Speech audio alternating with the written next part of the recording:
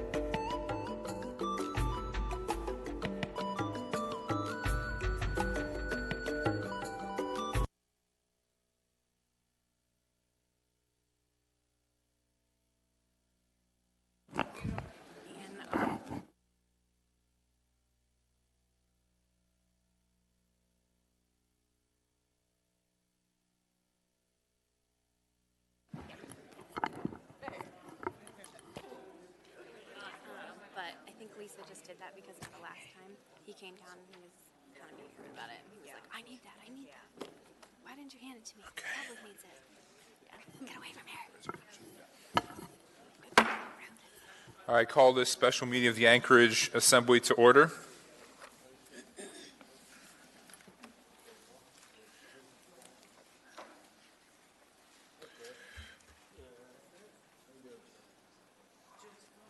Today will be a continuation of the quasi-judicial hearing for Alaska Sense in Kennebaska. Madam Clerk, would you please take a roll call? Mr. Weddleton? Here. Mr. Rivera? Present. Ms. Quinn Davidson? Yo. Ms. LaFrance? Here? Mr. Dunbar? Here. Mr. Croft? Here. Mr. Trainey? Here. Mr. Peterson? Present. Mr. Constant? Here. Ms. Domboski? Here. Mr. Dyson? Chair Dunbar, you have a quorum. You know, I thought Mr. Dyson was on the line. Are we having some challenges there? I wonder if he's on the line but on mute. Well, okay. All right, with that, let's do the Pledge of Allegiance. Ms. Quinn Davidson, will you lead us in the pledge, please? Nope.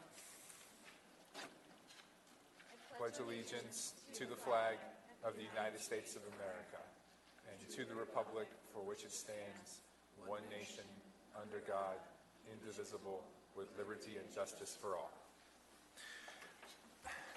Thank you, Ms. Quinn Davidson, and all.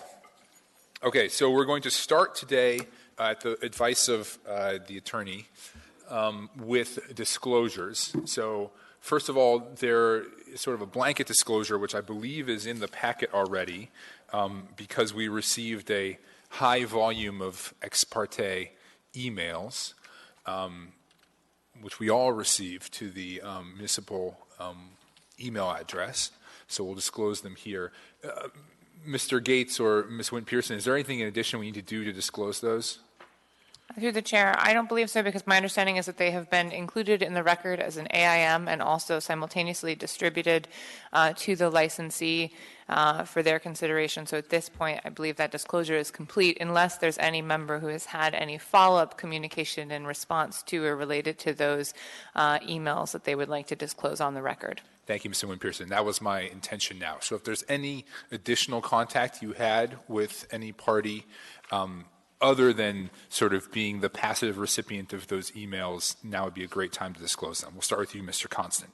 Thank you. So my phone rang this week, and I had a phone call from Mr. Flynn, previously in my seat, who's also a licensee, and he started in on a conversation related to this, but I stopped him and said, we really can't talk about this. And so that's the extent that it went. Thank you, Mr. Constant. Ms. Quinn Davidson? Yeah, I would like to disclose that I met with Erica McConnell of AMCO on the morning of September 10th, this Monday. The purpose of that was to view the security camera footage that I had been unable to view since I wasn't at the August 31st meeting. The video files are apparently not able to be emailed, so the clerk's office had suggested that I go to the AMCO office where the video footage was to view the videos and arrange for me to arrive at 8:30 a.m. on Monday the 10th. After arranging the meeting, the clerk's office informed me that typically AMCO doesn't open its doors until 9 a.m. to the public, so they suggested that I would need to be let in personally and gave me Erica McConnell's cell phone number so that I could text her when I arrived. I did that. She let me in, and she set me up at a computer with the video files on it. She briefly showed me how to use the program so that I could view the videos on my own, and then gave me an overview of which video numbers corresponded to which footage, which is, I believe, the same overview she gave. I listened into the August 31st meeting. I then asked her a couple of brief clarifying questions about the footage as it related to the audio files. I hadn't yet listened to those, so I asked her how the timing compared. And she stated they were board hearings and told me the approximate dates of when they had occurred. And then she returned to her desk and to her work, and I watched the videos by myself. And when I was done, I left. I didn't receive any substantive information about the footage or otherwise during my visit, nor did I receive or review any other information which other members of the body or the applicant have not had access to through this quasi-judicial process. I don't believe that this visit in any way created a conflict, which would preclude my participation in this matter, but I'm disclosing this fully on the record and ask for a determination by the chair. Thank you, Ms. Quinn-Davidson. Given that is footage that we have all seen, and given that it sounds like your questions to Ms. McConnell were mostly of a sort of almost logistical nature, it is the ruling of the chair that you do not have a conflict. Okay. Any other disclosures? Mr. Peterson? Thank you, Mr. Chairman. After one of the Community and Economic Development Committee meetings when we were first discussing this, I did go over to the business location and parked and walked around the building to see if I could smell anything there, and I didn't. And I didn't go inside and talk to anyone, so there was no communication. But I just wanted to, I didn't realize that we'd get into a quasi-judicial situation over this, and so I don't think it has any conflict, but I just thought I should disclose it. Thank you. Thank you, Mr. Peterson. For some reason, I thought you would already disclose that, but at any rate, as a ruling of the chair, you do not have a conflict in this issue. All right. So with that, go ahead, Mr. Croft. If anybody wants to, we've got the system, the request to speak system up and running now too.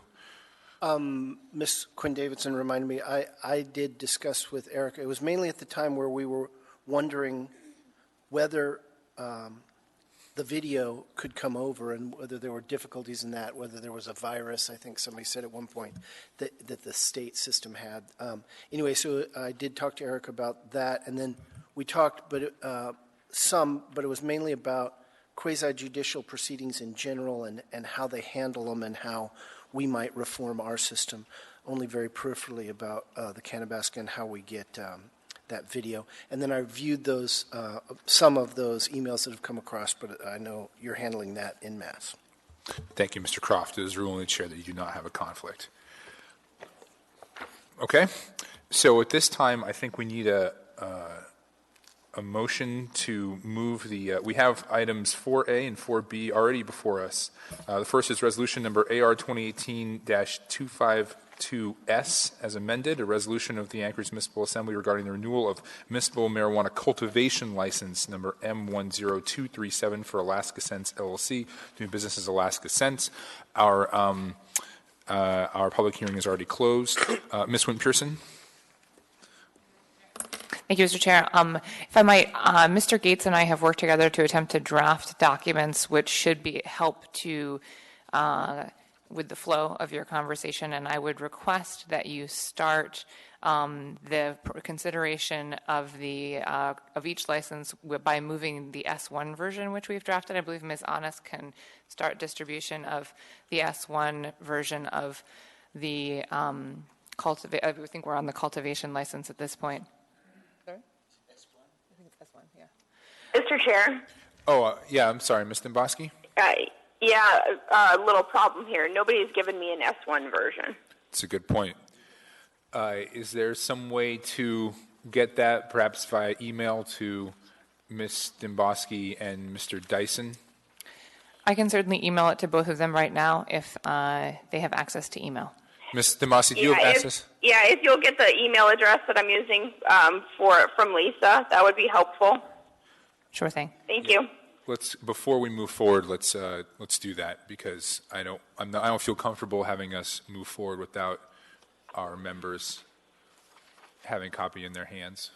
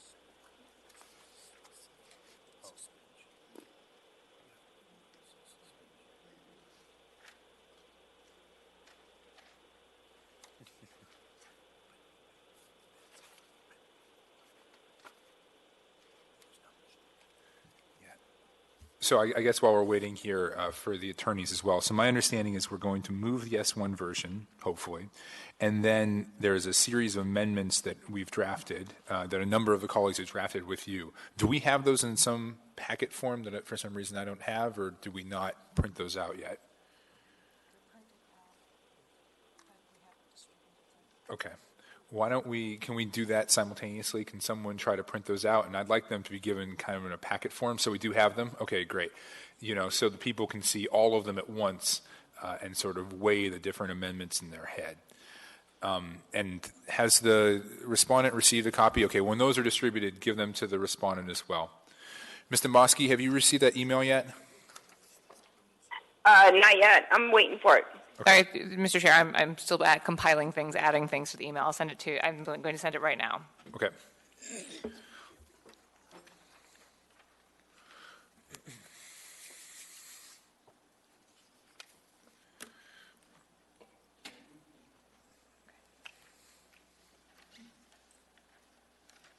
The chair.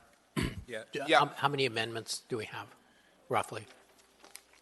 I do not know. Ms. Honest, how many? We have 5? 5. 5 amendments. And of course, those will also be emailed to Ms. Dombosky at the same time? Yes. Yes, Mr. Chair, I've sent those out. There's also a corresponding AM with an attached draft accusation, which relates to this license, which you may consider at the conclude. If you elect to renew the license, you may consider that as well. And I've sent that to Ms. Dombosky and Mr. Dyson as well, and should be distributed. I got mine.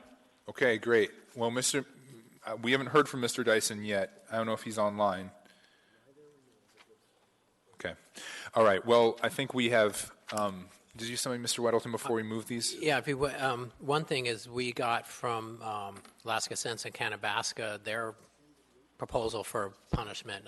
Is that something that That's a Ms. good point. Dombosky and Dyson can get? And in any case, so this is in front of us now.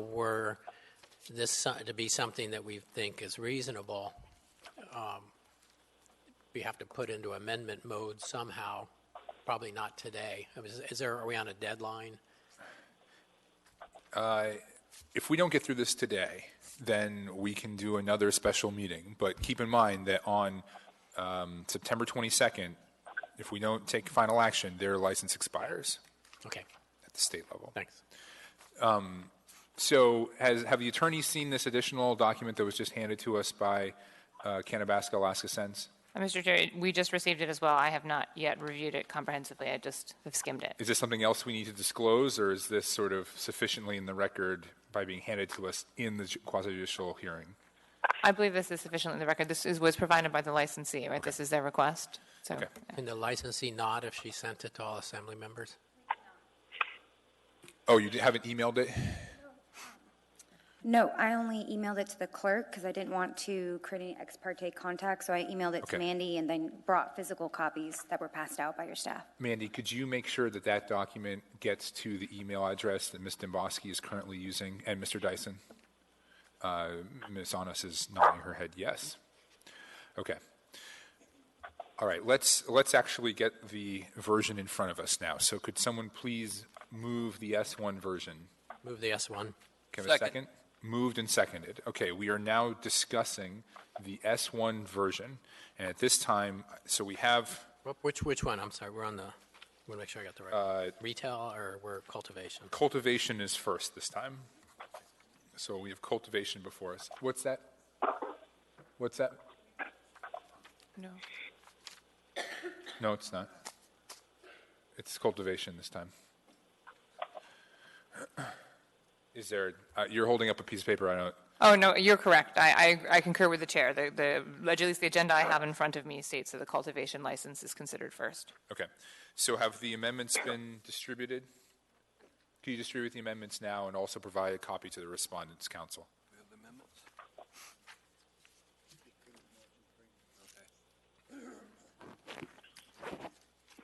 Mr. Dunbar? Oh, hello, Mr. Dyson. Yeah. When was the S1 version sent? It was just distributed. So we'll make sure that same email that went to Ms. Dombosky goes to you. Was it already sent, Ms. Wynn-Pearson? Yes, Mr. Chair, I sent it to Mr. Dyson at the same time that I sent it to Ms. Domboski, which was 3 minutes ago. Make sure that mine goes to the email I use, which is freddyson39, all lowercase, at gmail.com. That is the email address that I used. Thank you, Mr. Dyson. Okay, I'll look for it. Thank you. Okay. So, all right. So we have the S1. We have the amendments before us. Ms. Wint-Pearson, could you perhaps, I don't know if it was you or Ms. Honest, sort of describe the order in which these amendments are given and whether you have a recommended order in which to take them up? Certainly, Mr. Chair, I can speak to that. My recommendation, so what the S1 version does is it essentially gives you a clean slate to start from. It removes the findings related to the state proceeding, which we were determined in the last meeting that they are moot at this point because the state has issued their final decision on those counts. And it also unchecks the boxes that were previously checked, with the grounds for that being that it was that I had failed to advise you previously that checking those boxes under the code necessitates that you reach the conclusion of denial of the license. And so it effectively gives you a clean slate to start with. My recommendation, looking at the various amendments that are on the table, is that you start your discussion by considering Mr. Croft's amendment, which takes a slightly different path than all of the other amendments and changes the timeline for all of the other amendments, which can still be added if you do vote in favor of Mr. Croft's amendment. And then once you've done that, you may turn to the other amendments in whatever order you choose. They all impose conditions on the license, which assuming renewal with conditions. And do all of these amendments, where's Ms. Honest? Sorry. Oh, hey, sorry. Just to make sure. All these amendments go with the cultivation license, is that correct? Yes, all of these amendments go with the cultivation license. We have prepared a separate set of amendments which go with the retail license, which you will consider next. Oh, okay. All right. Well, I wonder if, Ms. Honest, are you familiar with all of these amendments? Through the chair, I am not. Becky and Dean were the ones that drafted them. So I know this is a little bit unusual, but because we just received these, could you describe sort of all of them, just a very brief description of all of them before we start taking them up, so we kind of know the kind of plethora of options we're going to work through? Certainly, I think that collaboratively, Dean and I could give you a brief overview. To start with, Mr. Croft's amendment makes a series of findings justifying denial of the license pursuant to the code, and then issues a determination that the Assembly denies renewal at this time, but waives your right of further review for a reapplication. So it effectively permits delegates to the clerk the capacity to grant to reinstate the license at any date after December 15th, 2018. As we've discussed previously, suspension is not an appropriate remedy at this time, but you do, through this proceeding, have the right to deny the license if you make findings sufficient to reach that standard under the code. That's what this does. And then you also have the authority to grant a renewed license. This effectively says that you, at this time, determine that you would grant a new license for this licensee at any time after December 15th, and allows the clerk to take that action as provided in the code. Each of the other amendments supports renewal with various conditions, and I think Mr. Gates is probably better suited than I am at this point to summarize the various different conditions imposed by those various different amendments. Thank you. Mr. Gates, are you prepared to briefly describe the 4 other amendments? Or 5 other amendments? That's 4. I'm as ready as I'm ever going to be, I suppose. Thank you, Mr. Chair. These other condition amendments, I'm going to call them condition amendments. These were received in a brief from different Assembly members, and we tried to put them together so that they will merge well with the resolution and be capable of implementation. And so the first one, I guess, at least in my stock, is LaFrance Amendment number 1, and Ms. LaFrance requested that that the licensee, its employees and agents are required to cooperate with any inspections, SNAP inspections, and that there be consequences for failure to do so immediately. So if an inspection is refused, the clerk may summarily suspend the license and follow the process in code in 1088-25, and perhaps start a revocation proceeding as well. So that just goes to the code process for suspension and revocation. And her second condition from Ms. LaFrance is waste disposal, requiring strict compliance with all waste disposal procedures and any investigation that shows non-compliance resulting in summarily suspension by the municipal clerk. And next we have a condition amendment from Ms. Quinn Davidson. This one is also related to submitting to inspections and suffering consequences for failure to cooperate within inspection. Ms. Quinn Davidson requires monthly inspections for 6 months and a report to the Assembly Community and Economic Development Committee. The committee could then make a recommendation, depending on the information they receive, on a refused inspection. Ms. Quinn Davidson also requires that the licensee be responsible to pay for the costs of inspections. The inspector, code enforcement officer's time, and so forth. The next one we have is Mr. Rivera's amendments. He has 3 he wanted to address. One was waste disposal, also requiring strict compliance with waste disposal. The second was odor of marijuana. There were several odor violations. He wanted to make sure that those were addressed and that any detection of odor by code enforcement would have to be addressed in good faith immediately or suffer consequences. And the third condition for Mr. Rivera was record keeping and ensuring that any audit clearly shows a match between the physical inventory and the record keeping inventory, and that any violations is, grounds for further action. Let's see. Next, we have Mr. Weddleton's amendment. Mr. Weddleton, he proposes a condition that renews this license for 3 months, and that's all, and then requiring a renewal again, I guess around December 14th. Thank you. Mr. Weddleton, you had a comment or question? Yeah, a couple if I could, just on the, Sure. You want to go one amendment at a time? Or just Well, I think the plan now is to, on the advice of Ms. Wynn Pearson, if Mr. Croft wants to introduce his amendment, we'll move his first and we'll have a robust discussion about that. And then, that will kind of determine whether or not we go through which of the other 4. Okay, that's Okay. better. Do that. Mr. Croft, do you wish to move your amendment?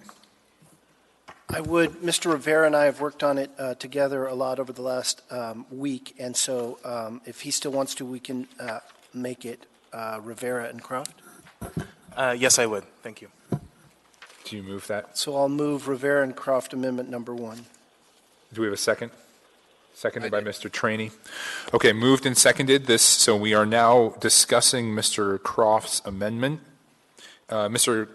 So we've heard a brief description of it, but Mr. Croft, why don't you go into a little more depth and also present your thinking. Actually, before we do that, so Ms. Wynn Pearson, I know that we have to justify what we're doing, To what degree does it have to be reflected in our ongoing discussion, or can, sort of the what's written in these amendments suffice?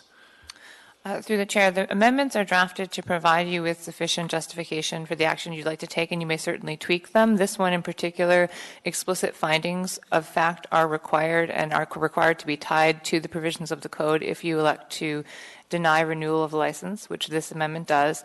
And there are drafted written findings in this amendment that are tied to each relevant provision of the law. You can clearly tweak them during your discussion if you would like to, but you do need to make sure that those findings remain in there if you elect not to renew the license. Thank you, Ms. Wynn Pearson. All right, so we'll start with you, Mr. Croft, and then we'll go. We have several people in the queue. Thank you. So amendment number 1, as Ms. Wynn Pearson says, checks 3 different boxes: that the issuance of the license will adversely impact the health, welfare, or public safety of the neighborhood in which the marijuana establishment is proposed to be located, or otherwise would not be in the interest of the public, That's new, if you will, from our recommendations. And then the two that we have had checked in various S versions, that the licensee has been operated in violation of a condition or restriction the Assembly previously imposed, and that the applicant committed prohibited acts referenced in Section 10.05.020. And I asked Ms. Wynn-Pearson, and she did an excellent job as usual, and Mr. Gates likely as well, on only including allegations of violations and other conduct that had been admitted by the licensee. That is, there's a lot of different allegations around. Each one of these is tied to really 4 points, all of which have been admitted as violations. That is, refusing an investigation, and in our prohibited acts section 10.05.020, it is unlawful to A, B, C, D, E is for any person to obstruct, impede, or otherwise refuse to allow an administrative inspection authorized in 10.10.50. They admitted that they had, and we watched the video showing them refusing an inspection. I'll come back to that because, in my opinion, that's the most serious admission and allegation and then admission, and it goes to the heart of our compliance program. But in addition, they admitted that they violated the waste disposal program, didn't have a sufficient one and didn't follow it. The odor violations that they have agreed they did violate, and the tax violation that they're now on a payment plan. But that's why you'll see in here including violations, so on the first page under the first heading, violations of municipal waste disposal, inspection, and odor restrictions, violations of state tax, waste disposal, and inspection requirements. So 4 different categories. I intentionally did not include, though I think it's troubling, the inventory violation that led to a suspension. For 2 reasons. It's a little bit harder to track, and there's some more room for disagreement on it, and it applied to the retail license. We're dealing with the cultivation license. I do believe that at some level of conduct, we can legitimately say this licensee, a licensee has done so many things that we are going to take action on all of your licenses. We're so worried about you as an actor. But I don't intend to do that. I have no amendments to the retail operation. So I'm solely confining myself to cultivation ones, allegations under that license, and consequences for that license. The main difference, as was described here, is this has an actual denial of the renewal and then an allowance for a speedy, if you will, or automatic after a period of deferment, 3 months later, they would have their license back. So it takes it away, but has a process to come back quickly if they haven't materially changed their operation. So the central question, I think, of the amendment is not whether they have done these things. Those are admitted, and under our provisions as we have them now, though there's many Assembly members who have an interest in changing the will imposed to might or can, but right now under our law, it says we shall deny a renewal. For very minor violations, or in the past, we have not typically done that. So somebody has fixed a thing that quickly that was a minor violation. We haven't imposed that on the will. I think we can exercise our discretion, and here I think we should to deny for those admitted violations for their seriousness. The distinction is whether what we did in suspension means we can only do that through a suspension. You've heard Ms. Wynn-Pearson say this is not a suspension action, and we have not brought it forward as a suspension action. I believe that the broad language of our we can renew or not renew, issue a new license or not, approve a transfer or not, all 3 of those actions that happen either with the change of a license or granting or the renewal, that we have broad authority, and we have clarified that to say we can impose any condition. That us in addition saying we can suspend a license midterm, if you will, doesn't deprive us of something that deferment of renewal, which is similar to a suspension.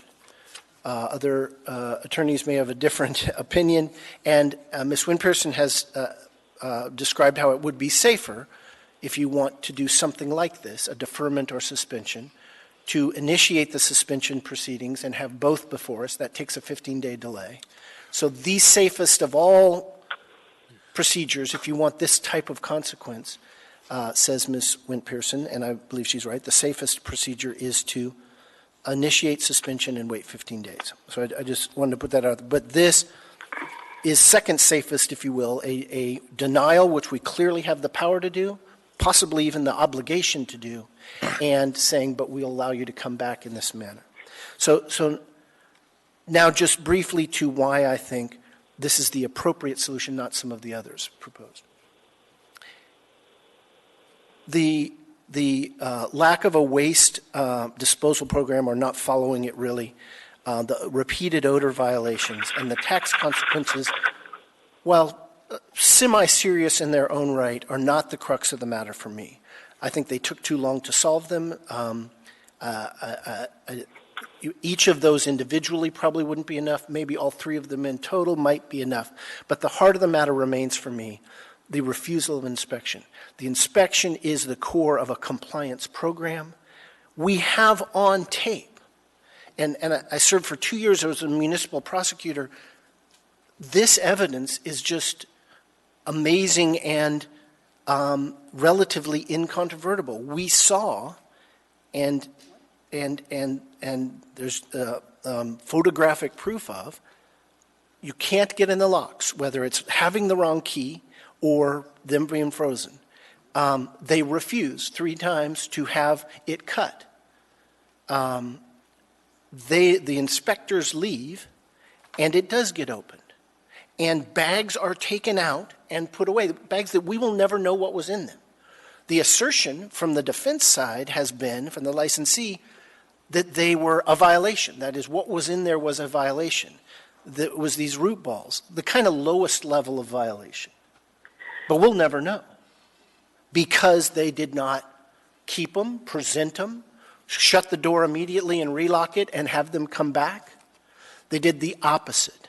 They did whatever they did with those bags, and we'll never know, called for the trash to be dumped, the dumpster to be emptied, and when the inspectors got there, it was emptied. At the core of our system is inspection and cooperation with those inspections, and we have photographic evidence of them both denying it and then disposing of the evidence. It is, in my opinion, the most egregious thing you can do under this system. You can make mistakes, and those will happen, and if you try in good faith to fix them, that's one thing. This is not that thing, and it demands a consequence of significance. And I've talked too long, but one aspect of the defense, the very able defense, but one aspect of it continues to bug me, this assertion that we are a large player, right? We make revenues of $6 million a year. We are 10% of the tax revenue. We employ 35 people.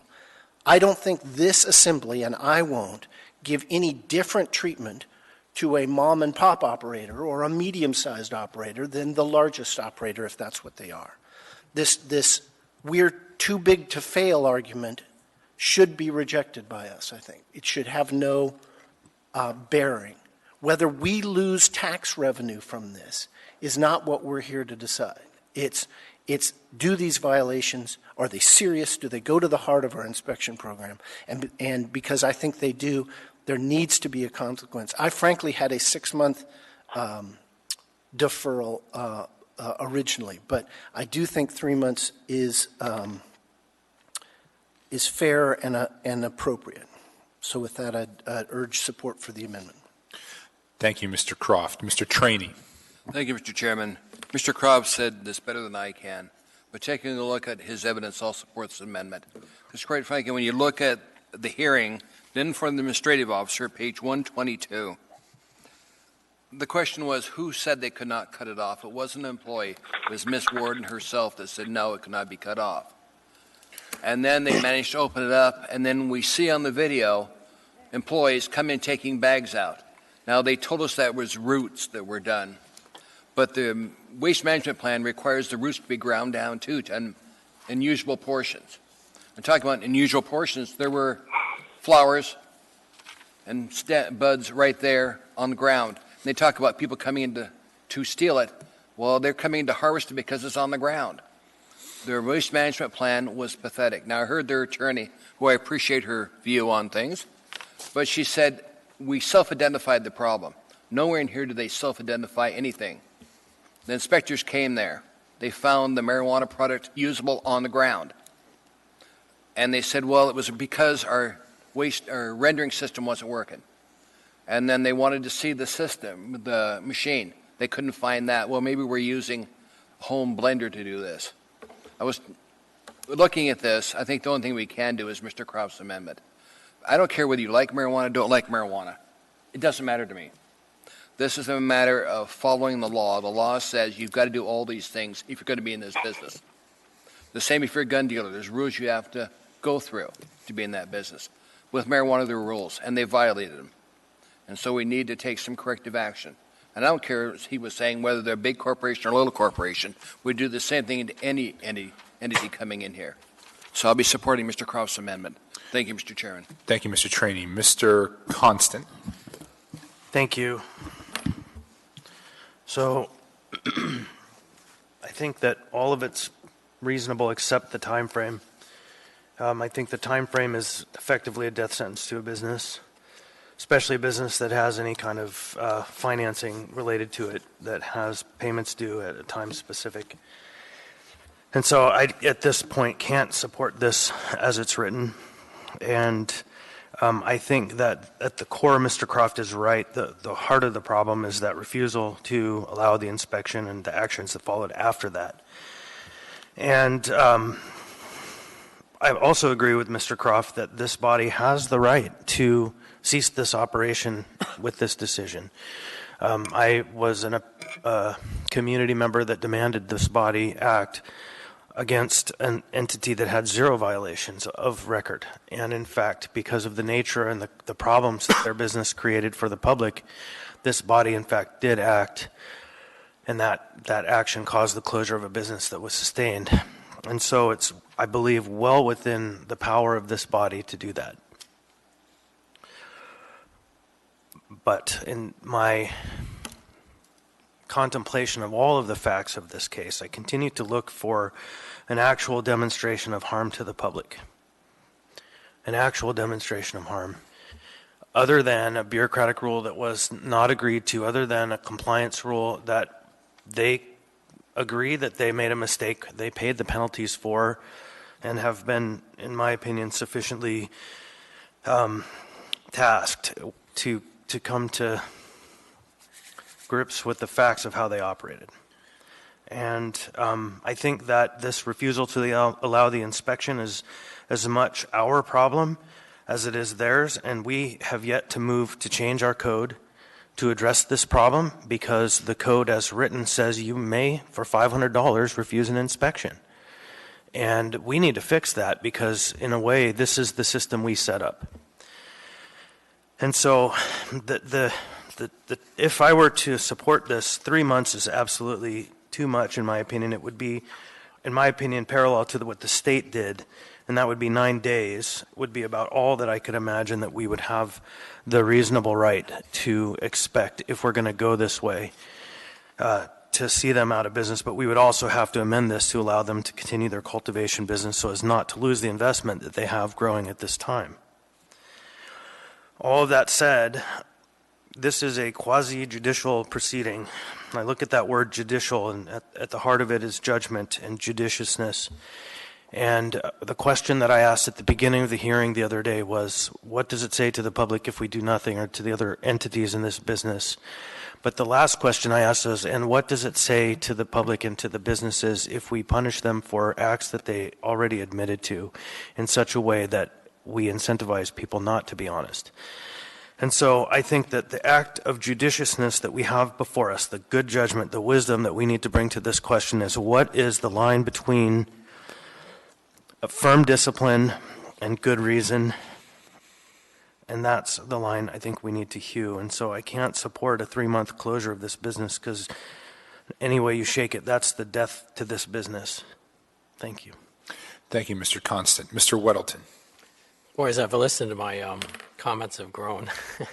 I kind of dispense with this, though they admitted to. In fact, they did admit to it, but they got busted, and they go, yeah. I mean, who knows what happened? They didn't come forward with it. We got a picture in the packet provided previously that showed the dumpster with all kinds of waste in front of it. I don't recall hearing, we found this broken into, it was all out there, and we reported that this had happened, and we find it now. So, they knew that there was marijuana loose around the dumpster, and they weren't reporting it. They admitted to what they were caught doing. So it's real different than doing it prior on their own. Also, Mr. Constant's comment that there was no demonstration of harm to the public. This is such a heavily regulated industry because they sell mind-altering drugs. And we don't know that the people breaking regularly into their dumpsters weren't finding stuff, and maybe they were kids. And we were really focused on keeping kids away from mind-altering drugs. And we just don't know. We just know it was available. So there could have been harm in that regard that we just don't know about. But those are what popped into my head, the questions. I think one for Ms. Wynn-Pearson is, regarding findings. I think they're presented in the different amendments probably well, except for mine. But is it something that we can verbally do stuff and it would be is on the record, or is that not appropriate? It needs to be specifically in the amendments or in the ordinance? Through the chair, you may also make findings on the record verbally as well if this were to be appealed. Both the record of this proceeding and the written findings and conclusions of the body would be considered by the court. I tend to like to have things written down in the actual final document, simply because when I've dealt with these things in court, sometimes it's like, well, was that a finding of the body or not, if it's made orally? So it's cleaner if you were to add it to the amendment, and we could put it in writing, but you can do both legally. Okay. All right, thank you. So back to this amendment. I think I misunderstood. I kind of see this is kind of sort of like a suspension, but you were saying that it would be best if this were done that we also initiate suspension? Is that what I heard you say? Yeah, go ahead and respond to that, Mr. Croft. So there's a disagreement amongst the lawyers. I'll just say my view, and then Ms. Wynn-Pearson can say hers, or Mr. Gates. I think their views are very similar. My view is we do not have to, that when we said we have the power to renew, transfer, or issue a new license, and we can put conditions generally on it, and then somewhat later reaffirmed our right to suspend or revoke, which is the language we used when there's a license out there and we see conduct and we pull it back, that did not mean to imply we couldn't do a suspension-like thing in a renewal or a new license or a transfer. We didn't take away our whole suspension power and put it in this one pocket called suspension up there. That's to have a different word. I'm calling this a deferment of their renewal power or a delay. But their view is, and I'll let them speak for themselves, that because of that suspension power, and it has specific things that you need to do, as it should when you're going to take somebody, you issued a license and they're operating under that license, and you're about to grab it and say stop. It has some specific parameters, 15 days notice of it. You have a specific form you have to file. If you're going to shut them down, you have to have hearing within a certain amount of time. All those things are appropriate. I just don't think they should or did get in the way of our power to craft a renewal strategy. But I'll let them speak to the other view. Ms. Wynn-Pearson, do you want to respond to that? Or? Certainly, Mr. Chair. And actually, I don't think I'm entirely out of alignment with Mr. Croft. My advice to this body has been previously and remains that you cannot impose a suspension per se through a license renewal process, because what that would look like is you renewing and then somehow imposing suspension as a condition, which I think does not actually comply with the requirements of due process set by the code. What this amendment does is it exercises the Assembly's authority to decline renewal of the license, which is very clearly delineated in code, and it makes findings sufficient to allow you to make that determination. It then subsequently grants Assembly approval of a reinstatement. 1080-005 states that the clerk will issue marijuana licenses upon approval of the Assembly. And basically this document says, we've pre-approved, we agree. If nothing changes about this business, we are granting our approval to a reinstatement of the license on or after December 15th, and we delegate to the clerk the ability under the code to do that. So the only thing I would say is I use the terminology slightly differently. This is not a deferred renewal. This is a denial of renewal and a subsequent approval of a new reinstated license, both of which are separate powers held by the Assembly under the code. Thank you, Ms. Wynn-Pearson. Mr. Weldon, do you have any further questions or comments? No, I guess, well, we have, the other amendments tend to be, I think, renew for a spell, but start the suspension process. No suspension. No, the other amendments coming forward. So this would replace those essentially. So, okay, or at least mine does. I'm sorry, I don't know what the other do. Mine did. This kind of gets us to the same place more, it's actually easier, somewhat. Okay, so the question here would be is 3 months. That's what I'm hearing then. So we could amend that 3 months to something different. Is that correct? You could certainly offer an amendment to an amendment. Okay, so I'd make I appreciate Mr. Croft doing this. Actually, it's very clever. I'm comfortable with it. But I would say make it 1 month instead of 3. So I move to amend the 3 month to 1 month. Is there a second for that amendment? Or not?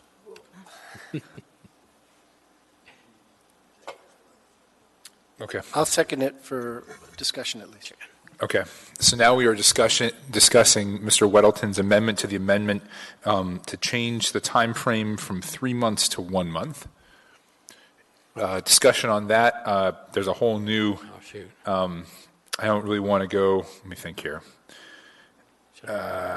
Shoot, we have so many people in the queue. It's a little bit difficult to tell who wants to talk to that. Why don't you give me a little hand raise if you want to speak to this specifically, to this amendment to the amendment. I'm raising my hand. Okay. We'll start with you, Ms. Domboski, and then we'll go to Mr. Peterson, then Mr. Traney. Thank you, Mr. Chair. When I was looking at this initial amendment, I would be inclined to support Mr. Croft. However, if it was going to fail, I was going to ask to reconsider the amendment and then change the time frame. My personal druthers is I frankly, after watching the video, I would just flat out revoke their license. So for me, this is a big concession saying just 3 months.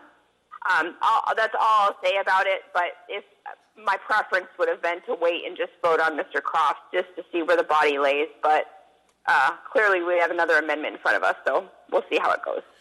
Thank you, Ms. Domboski. Mr. Peterson. Thank you, Mr. Chairman. I think what Mr.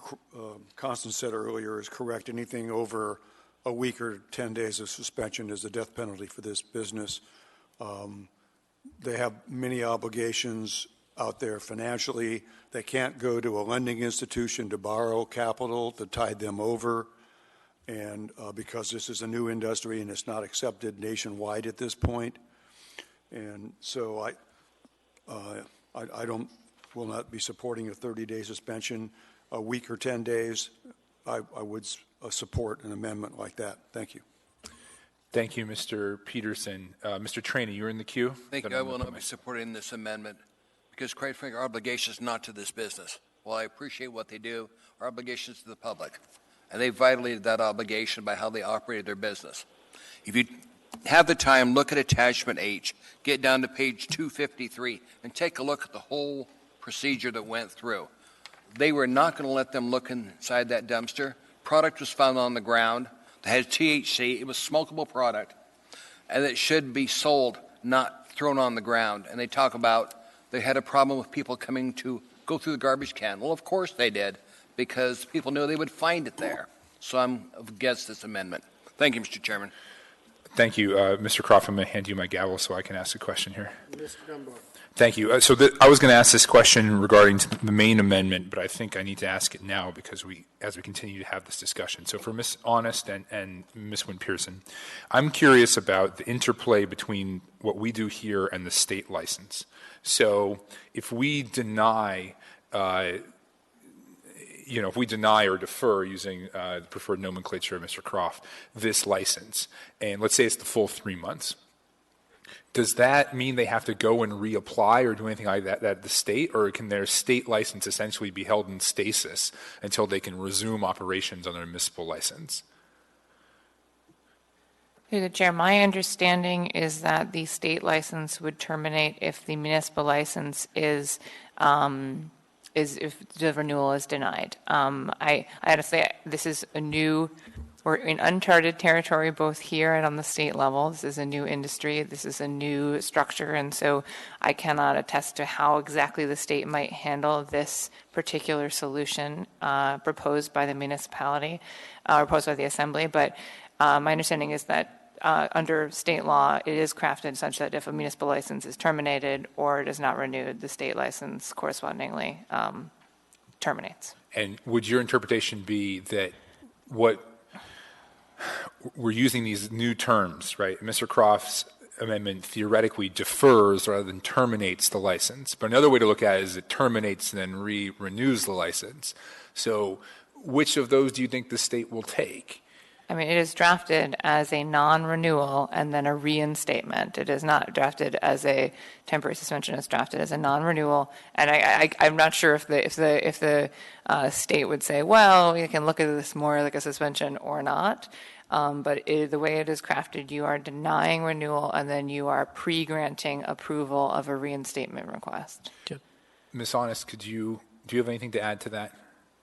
I might have a question, and maybe Becky can clarify, but if the assembly waived the protest of the state renewal and then just dealt with the municipal license, could that work? That's a good question.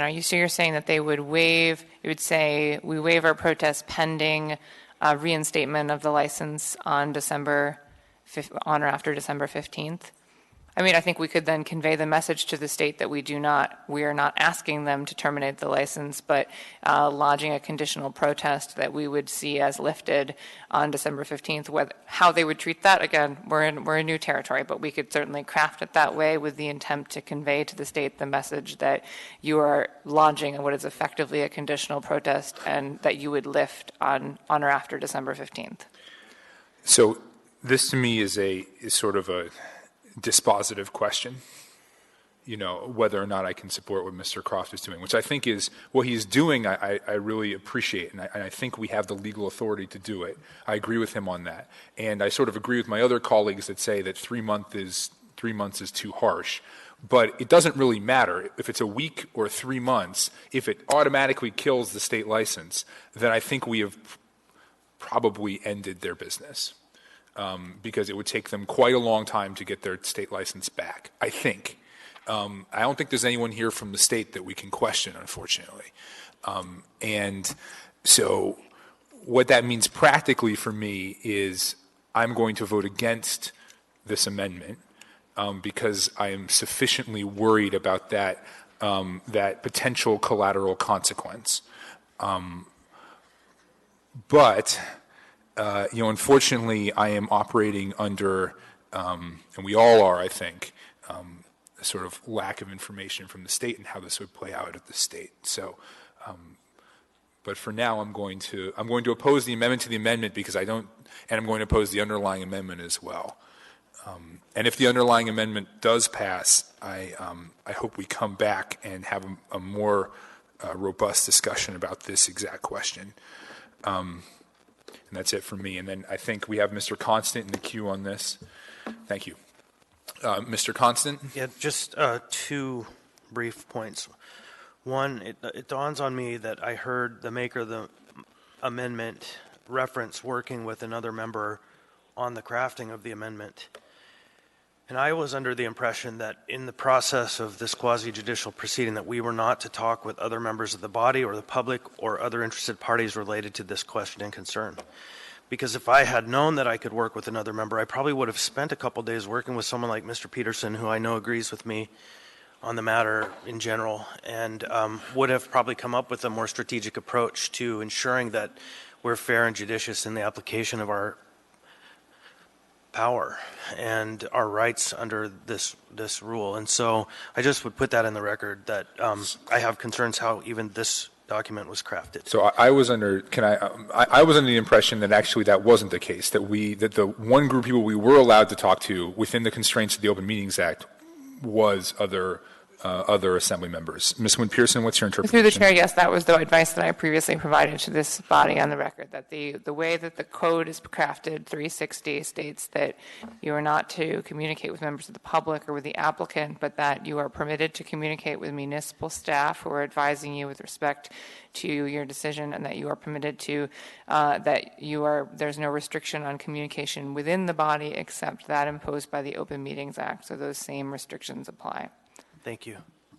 Thank you, Mr. Constant. Is there any other discussion about the amendment to the amendment, which was made by Mr. Weddleton to reduce it from 3 months to 1 month? Yeah, Mr. Weddleton? Well, I do have a question because I'm puzzled. I did not know that a state license was so closely tied to the city license, because a state can give a license for any of these marijuana operations. I mean, some places in the state don't have local licensing, and so you can get licensed just through the state. Isn't that correct? I mean, and we don't do our license until they get one from the state. So, I mean, we could do this. The state's license, it seems to me, would presumably stay alive, and we just wouldn't have, they couldn't operate because we don't have one, because that's our rule here. So I don't see how this would trigger a problem with the state's license. If the attorneys would attempt to answer that the best they can, and then I have Mr. Croft in the queue. Through the chair, we're working on crafting an amendment right now, which we think is the best solution we can offer, which is that you would issue a conditional protest as part of this. It would further amend the S1 version and state that as part of this, you're issuing a conditional protest that you will lift when the license is reinstated in accordance with the terms of the S1 version. And we think that conveys to the state the message you're trying to convey, and should hopefully pass legal muster. Again, we can't attest to what the state will do with that, because that is the state's prerogative, but we believe that conveys the Assembly's message, and we would suggest adoption of that if you would like to not impact the state license. Thank you, Ms. Wynn-Pearson. Can I speak to the amendment then? Yeah, absolutely. Then we'll go to Mr. Croft. Okay, so I do think that 30 days could destroy this company. 90 days, 30 days would be extremely hard. Why not just shut them down despite, they've shown some pretty crazy bad behavior. But I've also looked at, they did deal with through the state, and they paid $15,000 in fines for this and the waste disposal. They paid $1,000 to us, which is kind of what our fine was, for refusal of inspection, which I agree is ridiculously soft. But they've already been through that, so we're kind of stacking more on there, which I don't think is unreasonable. But I think the previous actions and our $1,000 penalty for refusal to inspect kind of, I think, unfortunately sends a message that you're kind of done at that point. So I'd feel uncomfortable shutting them down. If we change our codes so we say, you refuse to inspect, you're done, I would, without hesitance, have done it in this case. So, but I'm just not comfortable destroying them kind of based with that background, because they have kind of dealt with other punishments. Thank you. Thank you, Mr. Weddleton. Was that for or against your own amendment? That was for. Okay. Mr. Croft. Yeah, I think we can do more on this on the state. The conditioner waiver, we can just say we waive our protest to the state. We asserted our own authority over marijuana licenses. We don't do what we do in alcohol, where we have kind of a contribution, advice to their alcohol license. We wanted this exact authority so we could make this determination. The state can do what it wants. We can signal to them, that's your business. We don't take any opinion on it. We do not protest your state license. We act on our own license, and they need both. and we're going to do so with our own evidence and values and defending our own community. So I think that would be the cleanest and would give the clearest indication to the state, you make your own decision as well, but we will make ours. I'll support this amendment, even though I think we clearly have a wide gulf here on what we think is appropriate. Support it only because I think it would be a tremendous shame and very bad for our community if we did anything but this. That is, if we did any of the others, appreciate their work, but all of them start from the premise your license is renewed. And with this conduct, if we renew a license, I think we are sending a horrible signal to this operator and to every other operator that you can, if you've got something serious to hide, there's really not that much of a consequence. There's $1,000 and you can come back and get your license. There's a variety of conditions and things we wanted to jump through. But I don't want us to say that. I think it's extremely dangerous for us to say that. And so even though I think a month is inadequate, if it's what it takes to say you refuse, you will not get a renewal for a period of time, then I'll support it. Is there, Mr. Constant, is there anyone online want to speak to? We're still talking about the amendment to the amendment. Mr. Constant? Mr. Dunbar? What's that? Can I go ahead? Yeah, go ahead, Amy, and then we'll go to Mr. Constant. Okay, thank you. No, I agree with Mr. Croft on both points that he just made. Number one, this is exactly the reason why we set up a dual license process, because we did not want to be held hostage to whatever the state thinks is best for us. And so, again, if this amendment passes, I'm fine with waiving the protest at the state because we do have control over the municipal license.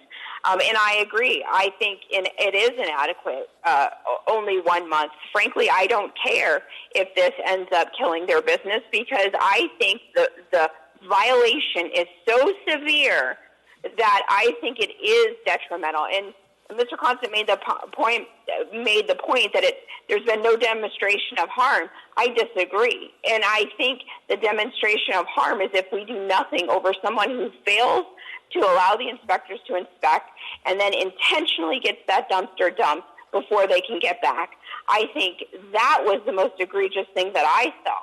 And with that said, I think the harm would be done is if we undermine our code enforcement and our ability to enforce the law, which is exactly what I think would happen if we do not hold people's feet to the fire when something this egregious happens. So even though I think 1 month is inadequate, I will support the amendment because I think Mr. Croft hit the nail on the head exactly. I think we're talking about the municipal license, but I also our ability to control what's going on there. But I think the message has to be sent that we take inspection seriously and we take destroying and hiding evidence seriously. And I don't think it's something this body should tolerate, period. And so even though I think 1 month is inadequate, I want to make sure that there is some sort of ramifications of what they did. So I will support it. I don't like it, but I'll support it. Specifically because I think the overlying message is more important than what the actual time frame is. Thank you, Ms. Demboski. Mr. Constant, you were in the queue. Yep, thank you. A couple of things. Mr. Weddleton and Ms. Demboski both spoke of harms. The harm that Mr. Weddleton spoke of was we don't know what happened, so something could have happened with the trash outside of the dumpster, right? We don't know, but something could have happened. And I think what I just heard Ms. Demboski speak about is that well, there may be harm because other people might do something because of this, but none of those to me reach a standard of an actual measurable harm. Nothing concrete and specific. But for me to support this, I think 9 days is really the standard I'm going to hold to. I think 9 days would be fair. It's parallel to the state. It's not mandated by the state, but it's a penalty that I think is within reason. But I do still question that if we do this, then does it cause an automatic destruction of this license? And if that's what we're going to do, then I think we should be honest and just take that vote instead of kind of doing it kind of halfway and backwards and then doing a pirouette and then calling it what it is. Because that's, if this weren't kind of acceptable by the state in their process, then it is just a dance to get to the same end. So I'm going to ask I'm just going to ask something of you and Mr. Peterson. In case you were thinking of offering an amendment to the amendment to the amendment, could you please allow us to vote on the amendment to the amendment first? I'm waiting. And then we could take another shot at the time frame. Okay. But But before we get there, Yeah. I think really the issue you hit on, Mr. Dunbar, is that if in fact what we're doing with this vote causes the state to revoke their license, then that is a death sentence of this business. And we have that power, but we should exercise that power forthrightly if that is what the will of the body is, not in a de facto way. Thank you, Mr. Constant. Mr. Peterson? Thank you, Mr. Chairman. When the initiative was passed to the state, we were told that we were going to be regulating marijuana the way that we regulated alcohol in this state. And if a liquor store or bar that has a liquor license or a beer and wine license, say they happen to get caught selling liquor or beer to a minor, they don't get closed down for the first offense. They're fined, and it's on their license. So if it happens in the future, they might be able to have their license revoked. And I believe selling beer or liquor to a minor is a much more serious situation than a failed garbage inspection or a refusal for a garbage inspection. And I just believe it's too severe. A 30-day suspension. There's no way financially that a business like this could survive, and I just don't feel it's fair and judicious. Thank you. Thank you, Mr. Peterson. Mr. Trainee? Thank you, Mr. Chairman. Getting back to where we're heading, there are two different licenses. One is the state license. And I don't care what the state does with their license. I do care about the city one. We wrote this law specifically so we didn't get in the same problem you were talking about with alcohol. Alcohol has complete control over, state has complete control over alcohol. We're nice people to listen to, but they ignore us from time to time. We made sure with this one we're absolute when it comes to the license you have to have. You have to have both the state and the city to operate. If the state gives them one, we're not going to deal with the state. That's a different agency. We can deal with our city license. And we have an obligation to the public, an obligation to the other owners that are out there to make sure we respond to this type of egregious action done by an individual selling this product. Because there's a lot of good dealers out there. They're working very hard to grow the product and get it to retail. What message are we sending to them and all the money they spend to do this if we, in fact, do nothing with these people? So I'm not going to agree to your 1 month. I'm going to go with the 3 months that Mr. Croft has forward. Thank you, Mr. Chairman. So on the amendment to the amendment, Mr. Dunbar would like in. Is there anybody else who's waiting on that issue, on the 30 days? Awesome. Then Ms. Quinn Davidson and then Mr. Dunbar. Wait a minute. I think for all the reasons that other members have shared, I'm supportive of the 1 month, but only if that doesn't impact their state license for the entire year. So to me, that's a really important piece of what we're doing here, and I don't know if Becky and Dean are able to share that information because they don't represent the state. So is there any way to be sure about that when we take action? Through the chair, if I might, I would say two things. I think we cannot speak for how the State Marijuana Control Board or the executive director of AMCO would respond. We just simply can't. I am not aware of a provision of 1738 or of the Alaska Administrative Code that specifically states that the state would be required to rescind their license. I admit that that's not my primary area of legal expertise, so I'm looking through them right now. You might ask the counsel for licensee if she can point to a specific provision of regulation or a state statute that dictates what the Marijuana Control Office would be required to do, if you want that opinion. I think that's the best we can do at this point. Mr. Dunbar. Thank you. So I've asked the clerk clerk's office to reach out to the state if they can, and hopefully we can get somebody in the next 2 hours to try to give us that answer. I'm also willing to hear from Respondents' Counsel. I'd like to ask her about this question. Before I do that, come up, Jana. But before I do that, I just want to explain something. I have changed my mind. I am going to vote for the amendment to the amendment on the theory of harm reduction. That is to say, I am not comfortable with any suspension until we get the state answer. And I also am not sure yet how I feel about 1 month versus 10 days or what have you, but I do think that 3 months is too long. And so I want to make sure that that option at least has been taken off the table. And so that's sort of explaining the vote I'm going to take on the amendment to the amendment.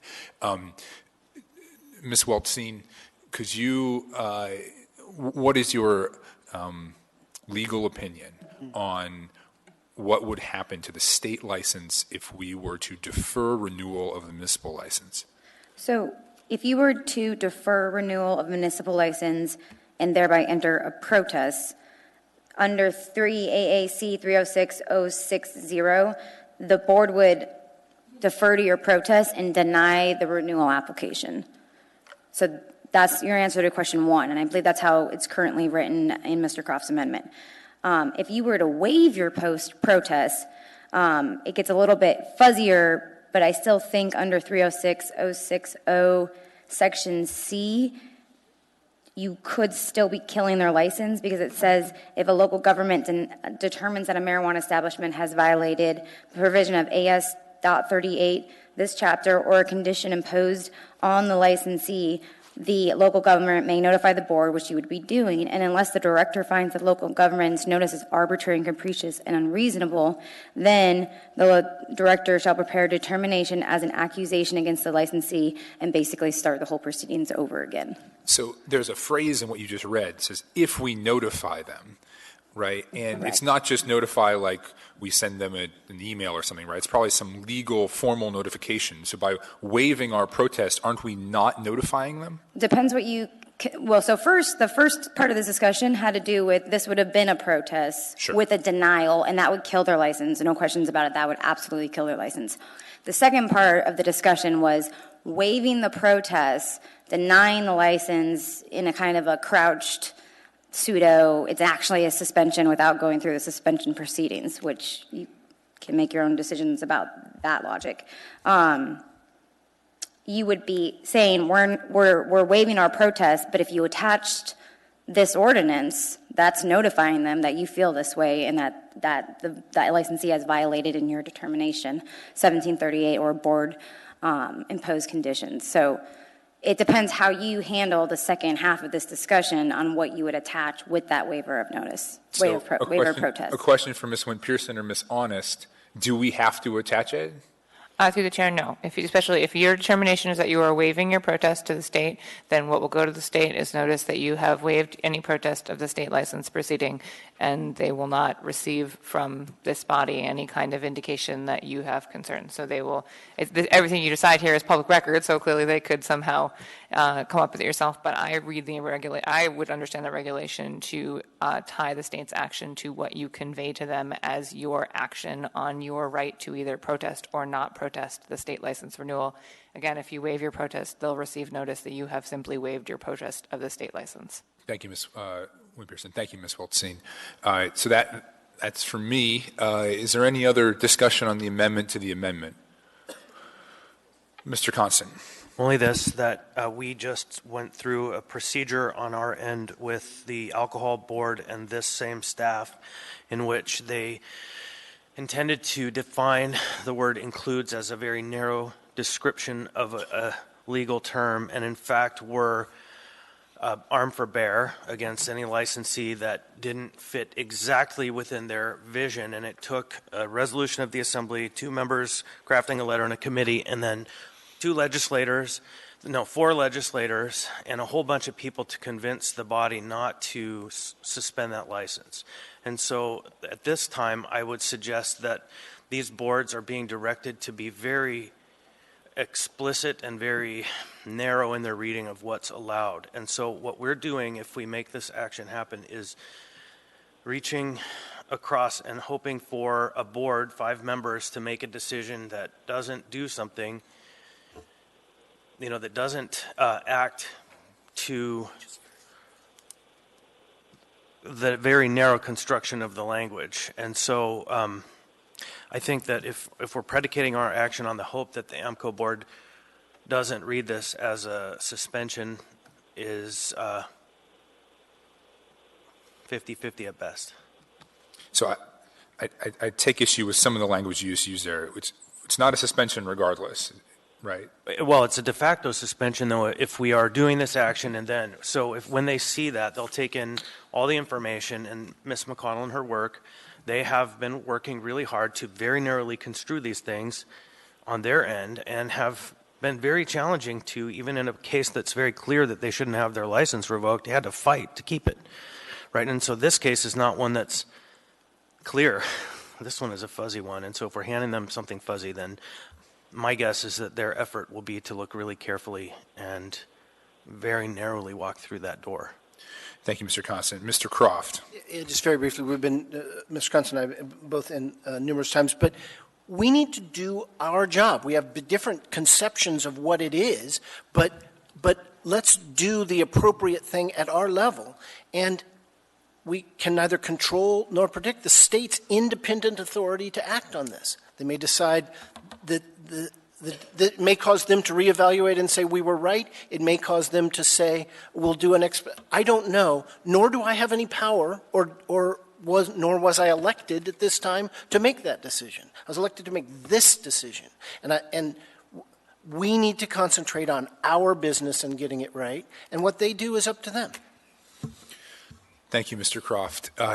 Is there any more discussion on the amendment to the amendment? And I'll remind my colleagues there's plenty of substantive discussion to be had once we amend the amendment or not and go back to the original amendment. Ms. Quinn-Davidson.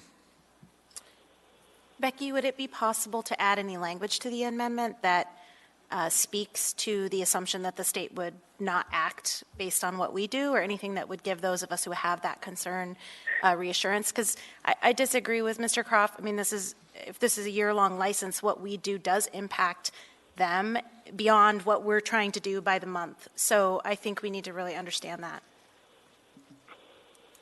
Through the chair, I think the best you can do is to state that you will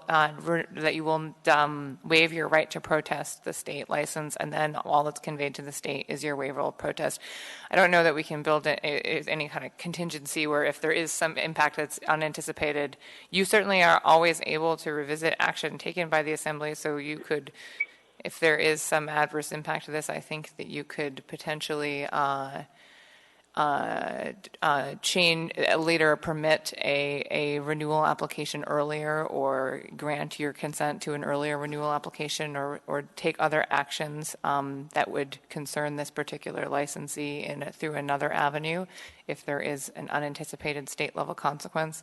Looking at this cited regulation, the provision that deals with the state becoming aware of any violation of local law that they're notified of by the Assembly, I read to allow for during the term of a license, you can send them notice and say there's been a violation of local law, and then they have the ability to take action via an accusation, again, during the term of a license. So I actually see that as inapplicable to this proceeding here. I think what you're doing is you're either conveying a protest, a conditional protest, or waiving your right to protest. And if you waive your right to protest and send no further comment to the state, then there should be, I think, no impact on the state license.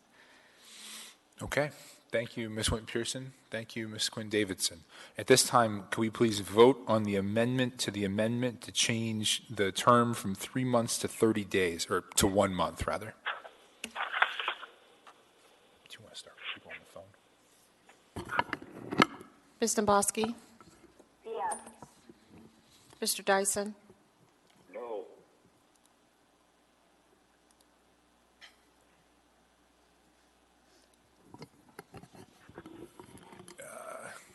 What button is it? Oh, sorry. The amendment to the amendment passes 8-3.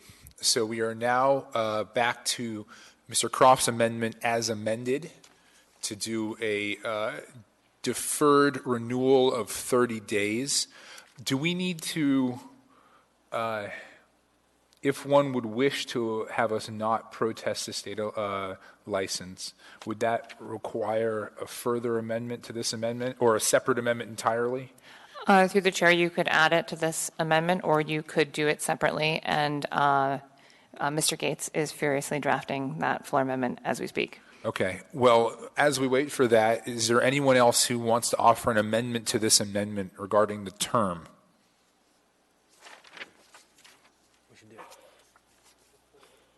It's not just, I mean, this Or deals with anything. more than just the. Yeah, anything.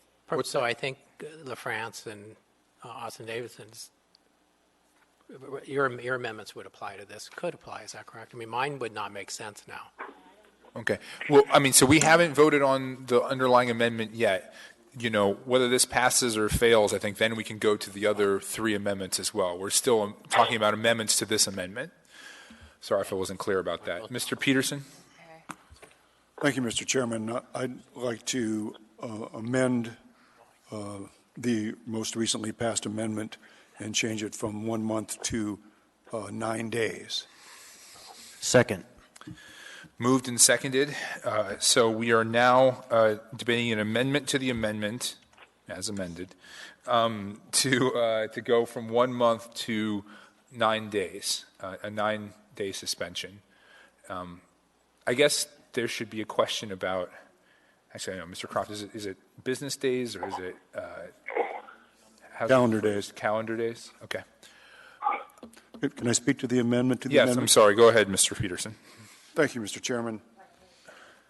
And one of the things I think we need to take into consideration that hasn't been discussed too much is the business has actually made improvements since the garbage inspection problem they had in February.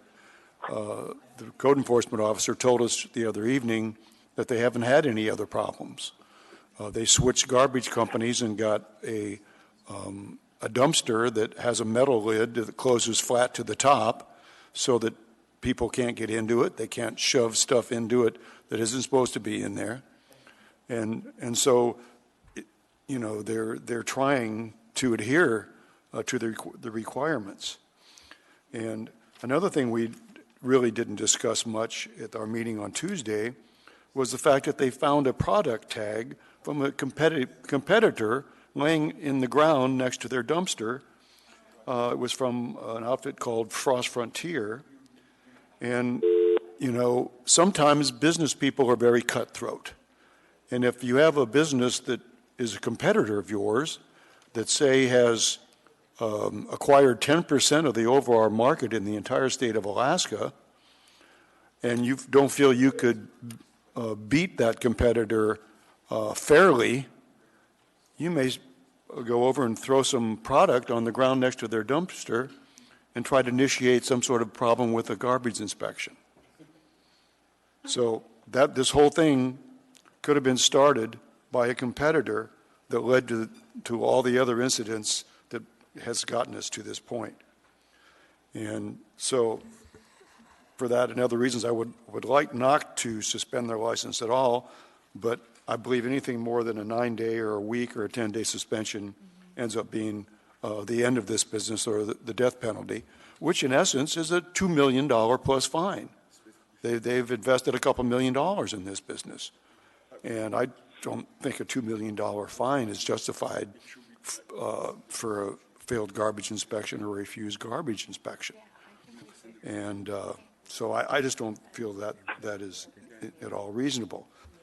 And the 9-day stoppage of business is similar to something that the state has done earlier, and they might see it as us agreeing with them on for the reasons that they had suspended it earlier for a short period of time, and things might be able to be worked out so that the licensee could continue operating after that 9-day suspension.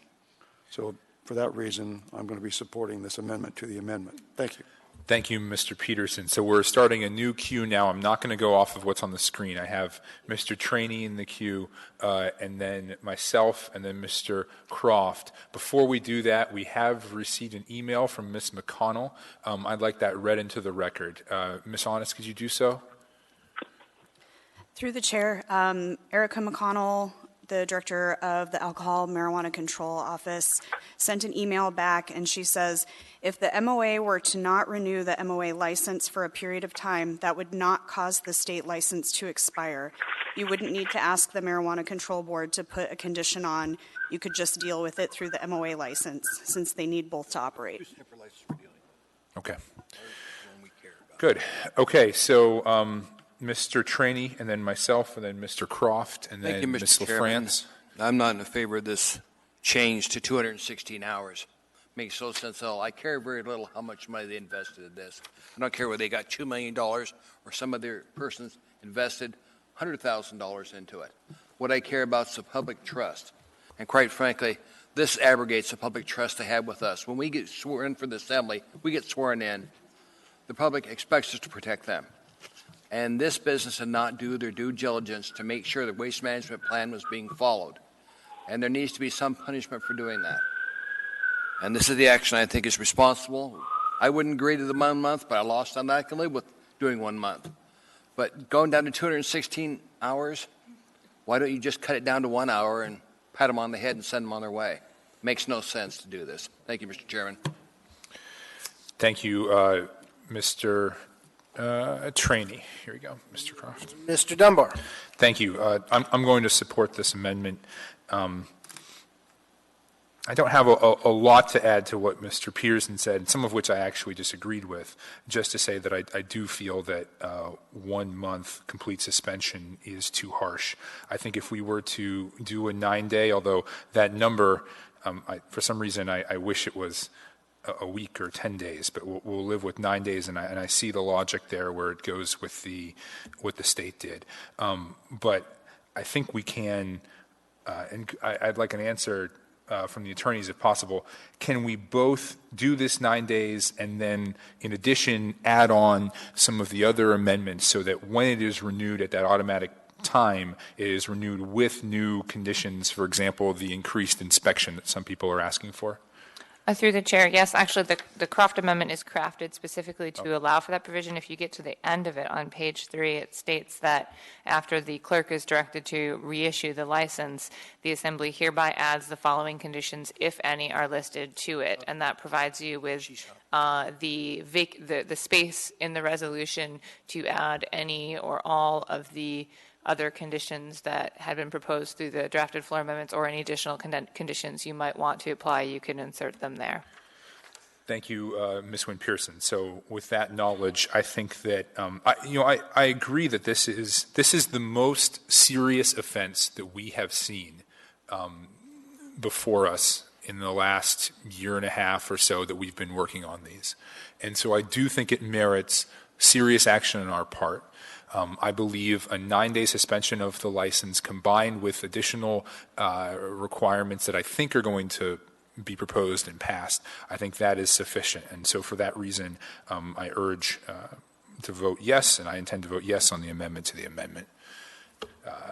Take that back, and then let's see. I'll consult, I think we have, were you in the line, Mr. Croft? Okay, so Mr. Croft, then Ms. LaFrance, and then is there anyone else? Okay, so we'll go with Mr. Croft and Ms. LaFrance. Yeah, I don't support reducing it down to 9 days and don't think it's adequate at all. This idea that we're doing this as a consequence for their actions, egregious or repeated. This mirrors what the state did for an accounting lapse, right? When they couldn't track some of their product, they shut them down for 9 days. You do this when these mistakes are made. I mean, and so it was done as part of that in the other license, I believe. But anyway, this is inadequate, and if we modify it to this, I not only won't, I'll not support it, urge people not to support the amendment, and we should just go to a straight non-renewal. I mean, the question before us is, did they violate conditions and violate the law? Clearly, yes. Subsidiary question, we're going to probably amend to give us a little more discretion. I think we should look at is, was it important? Was it significant? Yes. The license should not be renewed. And this trivializes what is a core, and as you said, Mr. Dunbar, the most important violation we have seen. Thank you, Mr. Croft. Ms. LaFrance, then Mr. Constant. Thank you, Mr. Chair. I do support this amendment. I believe that this period of time, 9 days, though like Mr. Dunbar, I'd prefer 10 or 14, is enough to show that we mean business. I support strict conditions as well, and I think, as Mr. Peterson pointed out, there have been a lot of improvements. There have been no violations since May as well. And while the nature of refusing an inspection is really, really troubling, I do believe that we are remiss in having such a small penalty for this violation, and agree with Mr. Constant that is something we need to change right away. Thank you. Thank you, Ms. LaFrance. Mr. Constant. I'll be quiet. Thank you. Oh, okay. Would anyone else like to speak to the amendment? Ms. Quinn Davidson. Can I just ask a clarifying question? So this is just the cultivation license? Yes. So they could presumably, depending on what we do later, continue to sell, they just couldn't make the things themselves? I think that's a good, that is my understanding, but I think it's a good question for our attorneys. Ms. Honest, or one of the attorneys. And while I'm asking, and maybe you don't know, and maybe they would need to speak to this, but is it common practice for businesses like this to purchase items from other vendors and then be able to sell them at retail? Like, I'm wondering, does it actually completely shut them down, or can they keep operating to some extent? Through the chair, I think there's a legal question and a practical question tied up in that. Legally, this only impacts their cultivation license. It prohibits them from doing the things for which they need a cultivation license. Depending on what you do with the retail license, they would be permitted to continue to do everything. If that is renewed without any kind of, or if that is renewed, then they would be permitted to continue to do the things they can do under that, which are run their retail operation. As to the relationship between the two and whether the provision of product from the cultivation operation is critical to the operation of the retail operation, that's entirely a practical question, and I don't know the answer to that. You could certainly ask that of the licensee if you'd like to. Mr. Chair, may I ask her to? Yes, please. Jana Maltzine, attorney for the respondent. The way this business is set up, it is vertically integrated. So usually they purchase their own product from their cultivation, sell it through their retail. Obviously, given how much money they've had to put out for everything related to these issues that we're talking about, they don't have a lot of money on hand to purchase product from other vendors. But that being said, they could still operate their retail. I think if you looked at the punishment plan, the voluntary punishment plan that we drafted, and maybe we add within 30 days from this date, we pick a date for suspension, and maybe we do 14 days, maybe not 9 days for the cultivation, and give them a couple weeks to just plan for it a little bit better, they could survive it, in addition to everything else that we included in the punishment plan.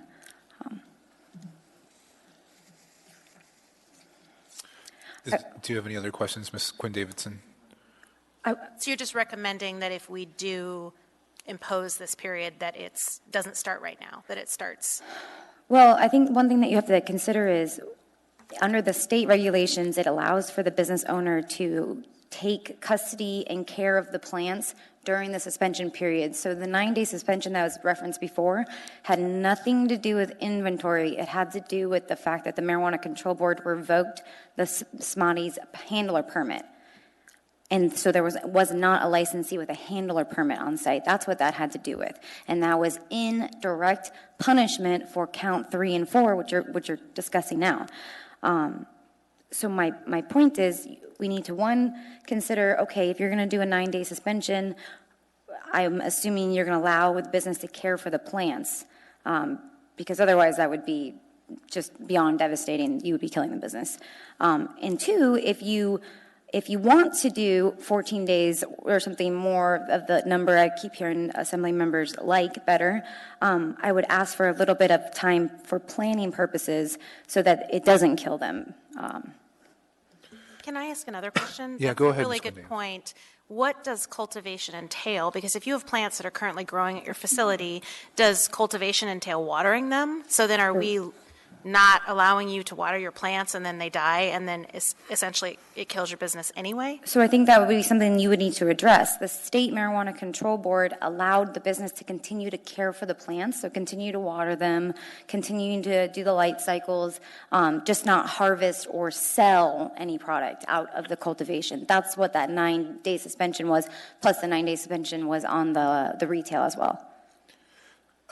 Thank you, Ms. Quinn-Davidson. Mr. Constant, you're in the Yeah, queue. thank you. And on that topic, when this vote happens, if 6 people agree 9 days is enough, then there was a second amendment that was going to come through to allow them for care and handling, no processing, no sales, none of the other actions that go along with that, but not to kill everything growing in their shop. And so, but this is the question before us now. I was hoping to wait for that question until we've made a decision on this question. Okay. And yeah, I mean, again, as a reminder to everyone, we're just talking about the cultivation license right now. We're not talking about retail. So, Mr. Peterson. Thank you, Mr. Chairman. And so when I made the amendment to the amendment, I probably should have mentioned the fact that I was expecting that the business would be allowed to maintain their plants, just not sell them or harvest them during the 9-day suspension. We can add that specific language after this passes, or we can add that language now to the amendment to the amendment. Let's vote on this first, Mr. Peterson. I think regardless of whether it's 30 days or 9 days, we're going to want to at least discuss an amendment like you're discussing, a separate amendment. Thank you.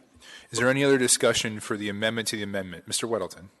Well, sorry, but I think that is a very important point. I mean, if you suspend a license, then you can put those conditions on it. But if they simply do not have a license to run a cultivation, I think pretty much by definition we're saying that's it. They can't water them. They can't do anything with them. I mean, I think I hadn't really quite gotten there. I was kind of on the assumption we would allow that. And attorneys? Through the chair, I think there's a question under municipal code of what happens with inventory in general if you do deny a license or rescind a license. It was raised, I think, at one of the Community Economic Development Committee meetings. And so I think my initial inclination is I think you could make provision to say that during, for a period of up to, 30 days after the date that the license is non-renewed, the licensee may continue to care for their plants pending, either permanent non-renewal or the renewal or the reinstatement of the license by the clerk's office, I think is how I would phrase it. Mr. Croft? Mr. Dunbar. So I just wanted to chime in to agree with what I think what Ms. Wynn-Pearson just said. I think Mr. Croft has articulated before that we have near plenary power when it comes to these licenses, and I agree with that. And I think there's sort of a general assumption in the law that you don't act in ways that are sort of arbitrarily contrary to public policy. And so I would also agree with the idea that even though we are doing a conditional non-renewal, that it doesn't mandate that we say you can't touch your plants, your plants are destroyed, or anything like that. That's my own legal interpretation of it. Okay. Is there anyone else to discuss the amendment to the amendment going from 30 days to 9 days? Yes. Yeah, go ahead, Ms. Domboski. Thank you. I'm not sure which part of the code it's in, but I do recall when we had inspectors, we specifically used the word the inspector may seize the plant or seize the product, or they may not. We did that on purpose, so we didn't have to take possession of them. I don't know if that would be applicable here, but that might be something to look at, Becky.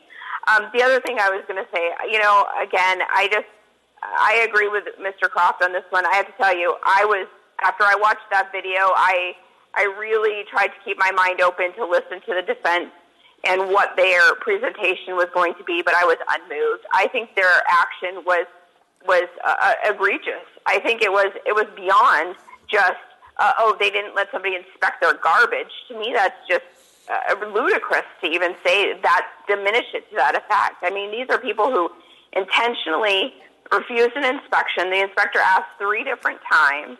Not only that, after they left, they took stuff out, they destroyed the evidence, and then they had their trash dumped in order to whatever. But what it effectively did was make it so the inspector couldn't inspect. That is in my view, a serious violation of law. And for the assembly just to say, oh, well, 9 days, but nothing's really going to happen. You just can't really, you can't do anything with those plans. I mean, frankly, I think the 9 days that they're coming up with, I mean, I don't think it's apples and oranges. What you're doing is saying, well, the state did 9 days for this other issue, so let's do 9 days. To me, it doesn't even make sense. I think what they did in this case was far worse than what the state gave them 9 days for. So, again, I'm trying to follow the logic here. But if you're trying to send a message to the industry that we take inspections seriously, we take destroying evidence seriously, and we are going to hold you to account, not to mention the fact you have pot laying all over the ground outside your dumpster, I think that's a problem. And so, just when we get to the point where we're trivializing it, because that's how this looks to me, I'm just not comfortable with it, and I won't support it. Thank you, Ms. Dembowski. Is there any other discussion on the amendment to the amendment? Not seeing any. Please vote on the amendment to the amendment to change it from 30 days to 9 days. No. Mr. Dyson? Mr. Dyson? No. What was that? Was that a no, Mr. Dyson? That's correct.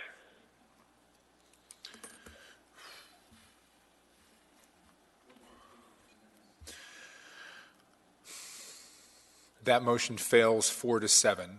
So we are back to the main amendment as amended at 30 days for the cultivation license. At this time, I do think we need to discuss if someone would make an amendment to deal with the issues we just talked about with regard to destruction of plants and that kind of thing. Do we have any language that one of my colleagues could use for that, Ms. Wint-Pearson, or any suggestions? Through the chair, we can certainly draft something quickly. I think what we would advise would be to introduce an amendment that states that the licensee may not sell, transfer, or otherwise distribute product from their cultivation facility after the date of non-renewal of the license, but that for a period of up to however many days, the licensee may continue to maintain and care for the plants and inventory. That's as best I can do right now. We can put that on paper in a moment. Yeah. We've got a suggestion from Mr. Trainey that we take a 5-minute break. I'm not sure if that's... Mr. Chair, before we do that, I'm going to make another motion that we change the date to 2 weeks instead of 9 days. Okay. Is that moved and seconded? Okay, so we have another amendment to the amendment to go from 30 days to 2 weeks. Any discussion on this amendment to the amendment to go from, so now we have 2 weeks in front of us, moved by Mr. Constant, seconded by Mr. Peterson. Thank you, Mr. Chair. Yeah, go ahead. I would just suggest that 30 days gets, in my opinion, perilously close to really being a de facto killing of the business. And I heard from the Licensees Council that they could consume 14 days of loss without being permanently shut down. And so I'm hoping that one person of that group come along and meet the rest of the body at 14 days, because the losses are huge, and it's a penalty, yes, and it's a punishment, yes, but the difference of 2 weeks to a month could be the end. Thank you. Thank you, Mr. Constant. Mr. Trainey. Thank you, Mr. Chairman. Are you serious? Quite frankly, we've made our decision. It's a month. Let's not do an amendment. Let's go with the month. I'm not going to support any amendment to try and bifurcate that down even further. Let's just deal with the problem. Actions have consequences. Their actions were danger to the public. They didn't follow their plan. What's the purpose in us having a plan for businesses to come in and say, I'll live up to the plan and I'll do what I'm supposed to do, if in fact when they don't, we do nothing about it? It's a bunch of paper tigers, so I'm not going to vote for this. Thanks, Mr. Chairman. Thank you, Mr. Trainee. Mr. Peterson. Thank you, Mr. Chairman. There's other creditors out there that would be affected by a 30-day shutdown, or which would amount to the total failure of this business. They have bills that they have to pay, that they owe people for. The owners, because of this business, will not be allowed to declare bankruptcy. So this will not only ruin them financially for the next few years, it would ruin them financially for the rest of their lives. And I feel that's not justified or reasonable. We have a new industry. Rules and regulations are getting changed fairly often. And the rules have changed about the root balls. They're not going to be required to grind those up anymore. And so the reason that they felt that they weren't going to open the dumpster was because they had root balls that weren't ground up. And so now they're not even going to be required to do that in the future. So I think closing them down for 14 days is the most punishment we can give them without ruining the business totally. And I think this is the closest thing we can come to a reasonable punishment without being vindictive. Thank you. Thank you, Mr. Peterson. Mr. Croft, and then myself. Yeah, we're somewhat repeating our arguments, but I oppose this amendment. Senator Halford, who was just one of the brightest people I've ever run across, talked about always request to the legislative body to socialize the losses and privatize the gains, right? That we'll keep all the profit, but if we ever get in trouble, you need to bail us out or protect us. I don't begrudge the $6 million in revenue they get for this. This is appropriate, but this continued idea that because of their size, we have to somehow step in and protect them from the consequences of their own actions.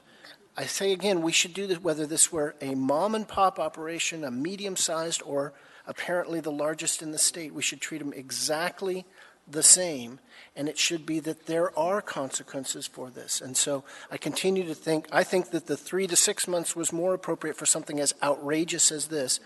I'll tolerate the 1 month, but I do not support anything less. Thank you, Mr. Croft. Here. Mr. Dyson.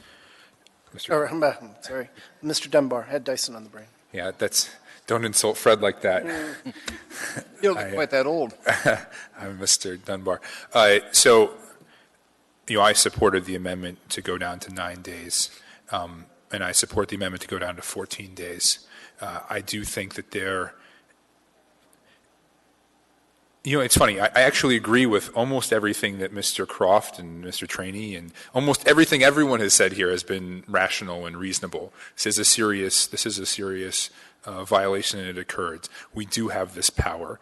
At the same time, we have to be cognizant about the impacts on the community and the message it sends. I disagree with the notion that this is a trivial penalty, that shutting a business down for 14 days is a trivial penalty. I do not think that's the case. And as I said earlier, I intend that, so they have already paid a certain amount of fines related to these to the state. They've paid a certain amount of fines to us. We are potentially going to close them down for 14 days. And then in addition to that, I hope we also pass some of the amendments that have been offered by my other colleagues to put further requirements on this license. I think, and in addition to that, I hope that we can do something along these lines to the retail license that we're going to see next, right? This is the cultivation license. I think the face to the public is actually the retail license. So I think it's important that we take some action there as well, so the public sees that we do take this seriously. But I disagree with the notion that sort of suite of penalties taken together is trivial in any way. I think it's very serious. And, we have not non-renewed any other license right? So yes, these are the most serious offenses we've seen. These are also by far the most serious consequences we've even contemplated. So again, respectfully, I disagree with Mr. Croft, and I urge support for this amendment to the amendment. Thank you. Is there anyone else who'd like to speak on this amendment to the amendment to go to 14 days? I'll just restate what I said before. I absolutely believe, I'm with Eric on this one. I would have revoked their license, and for me to go down to 3 months was a stretch. To go down to 1 month was, I did it for, I am not going to go any shorter than that. Again, these violations, in my view, were severe. This was not just some arbitrary, somebody landed on the planet and planted marijuana around their garbage can. I mean, there was intentional actions by this licensee caught on camera, emptying, destroying, taking, whatever, however you want to classify it, taking evidence out that thwarted the inspectors' the ability to do their job. There was no question. It happened. We saw the video, and it was egregious in my view. And I think by trivializing it, and I think that's exactly what this is doing, I think it's a step too far. If you don't want this to happen in the future for other licensees, if we want to send a message that inspections matter, and a matter of fact, I think the inspectors themselves said they've never had a denial of an inspection. I think it should be taken as seriously as the Assembly views it, and I think the message is what the punishment is. Personally, I would have revoked their license. Clearly, that's not going to happen. But I will go with 1 month. I'm not going any lower than that because I don't think the punishment here is going to fit how severe the problem is that occurred. Thank you, Ms. Dembowski. Mr. Constant? Just 3 words, or a few words, how severe the problem was in February before all of the mitigating actions were taken. Thank you. Thank you, Mr. Constant. Okay. Mr. Dunbar? Was that Mr. Dyson? Yeah, I'm sorry. I might have missed a part here. What's the motion before us right now? We are voting on an amendment to the amendment to change the punishment period from 1 month, the period of non-renewal, from 1 month to 14 days. All right, thank you. Okay. All right, let's take a vote on the amendment to the amendment. No. Mr. Dyson? No. Unchanged. Okay. So that fails 4-7. So we are back to the main amendment as amended. It's still 1 month. At this point, do we have language ready to go or something approaching that for an amendment? Through the chair, we've been drafting, but we assumed you were taking a 5-minute break to allow us to finalize. I assume you want this as an amendment to this amendment and not a separate amendment. Yes. In which case, we're working on it. But if you could Let's take a 5-minute break, we appreciate that. Let's take a 5-minute break. 5-minute break.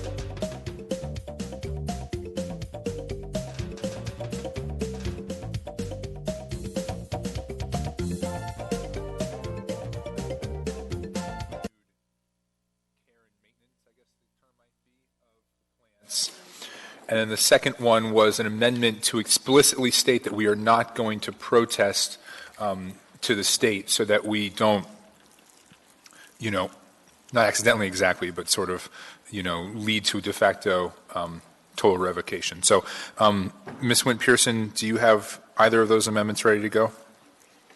Through the chair, the amendment to waive the protest has been crafted as a separate amendment, not an amendment to Mr. Croft's amendment. So if you are willing to do this, we would ask that you do that as a second amendment after you get through whether you're going to adopt Mr. Croft's amendment or not. Mr. Gates is frantically scrambling to do put the final touches on the drafting of the amendment to Mr. Croft's amendment, which specifies that after the license, if the license is not renewed, that during for a period of days afterwards, the licensee may continue to care for plants. Printing right now. Okay, great. Mr. Constant? Yeah, Mr. Chair, just since we have just a minute, I would say for the record and anyone listening that the funeral or celebration of life of Jason Moore just kicked off. And if you knew Jason, you knew a great member of our community. And he has passed from kind of a lifelong illness. And I think it's worthy of this body just to honor him for a second.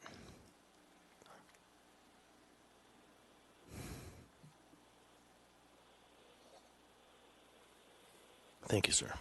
Thank you, Mr. Constant.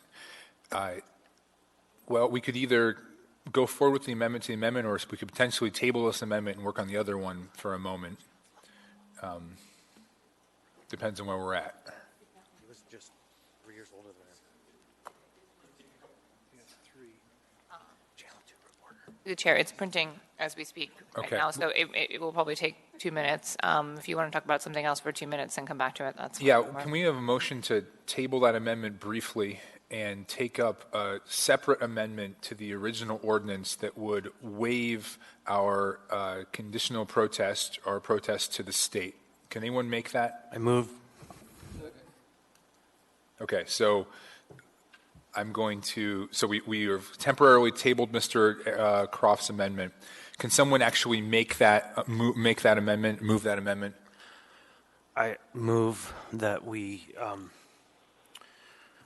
rescind the communication of a protest to the state. Okay. Or whatever language we need to have there. Yep. Wouldn't it be waive protest? Waive the protest. I move that we waive the protest. I believe you have language in front of you that Mandy just passed out. Is that possible? I think I just saw her pass through with a 2-page amendment which does a few things. It waives your protest to the state, and then it also actually maybe it's right here on the edge here. Just 1 second. Can somebody read it to me? Yep, we'll have it read into the record and also emailed to you, Mr. Dyson. Thank you. All right, so I move an amendment that waives the protest to the state license renewal. And this is here, the Anchorage Assembly hereby waives its protest for the renewal of the State of Alaska marijuana license 10237. It adds, the Anchorage Assembly authorizes the clerk to send a letter to AMCO stating only that it has waived its protest for renewal of State of Alaska license 10237, and it strikes several lines. Okay. So what's that? Was that seconded? Okay, moved by Mr. Constant, seconded by Mr. Peterson. Any discussion on this amendment, standalone amendment to the underlying motion that would waive our protest to the State of Alaska?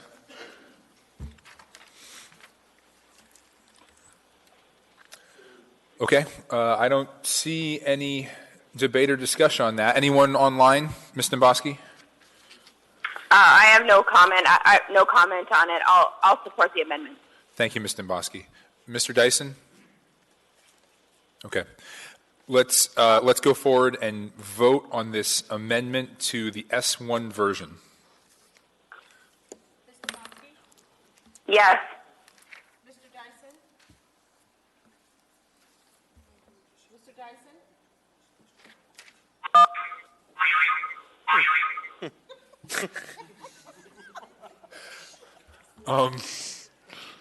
Did you guys hear that noise? I forgot to silence my phone. Sorry. Okay. No. Okay. That amendment passes 10-0. So we're back now. I want us to we're taking up now Mr. Croft's amendment as amended. And let's see here.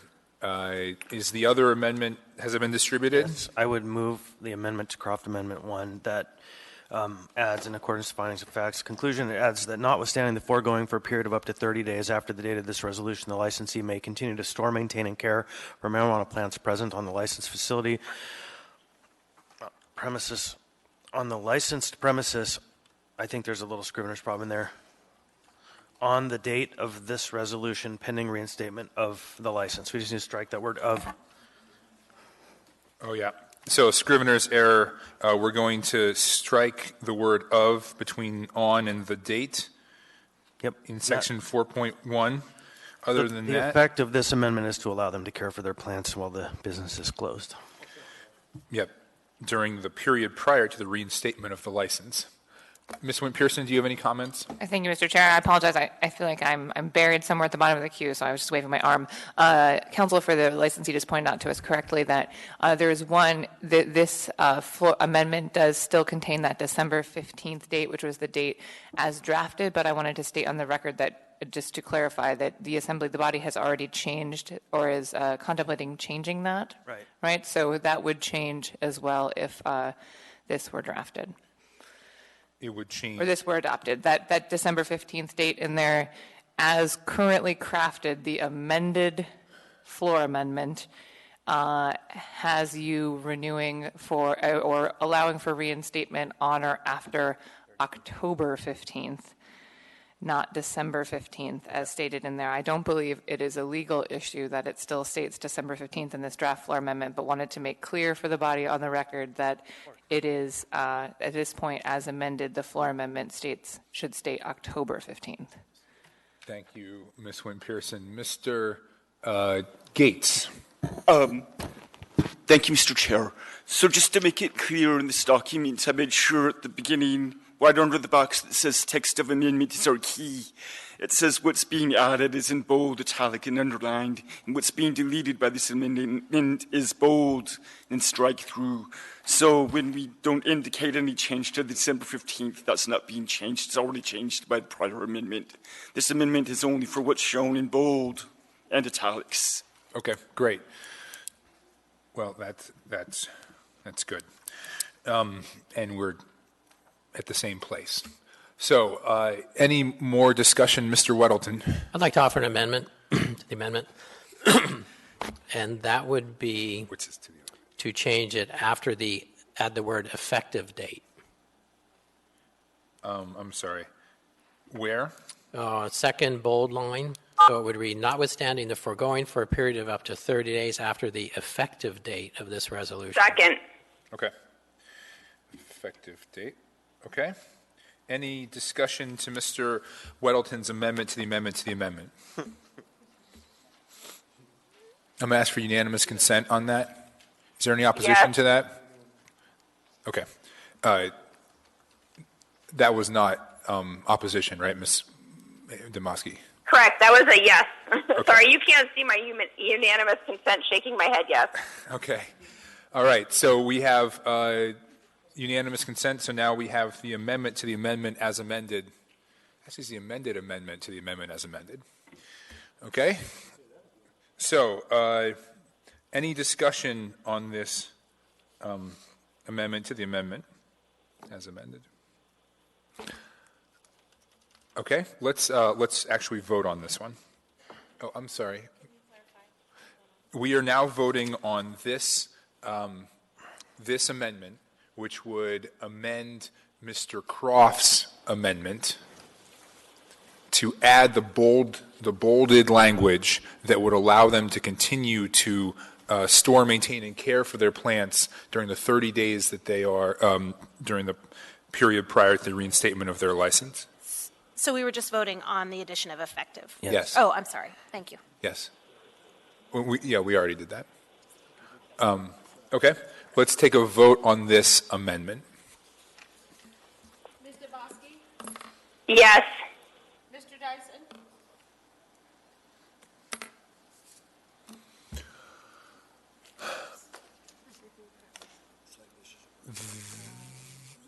Someone else? Ms. LaFrance, did you vote? I did vote, and then I was marked as absent on the screen. Okay, well, she voted yes. Sorry. So, yeah, let the record reflect that Ms. LaFrance also voted yes, and that passed 10-0. Okay, so now we are back to Mr. Croft's amendment as amended, which would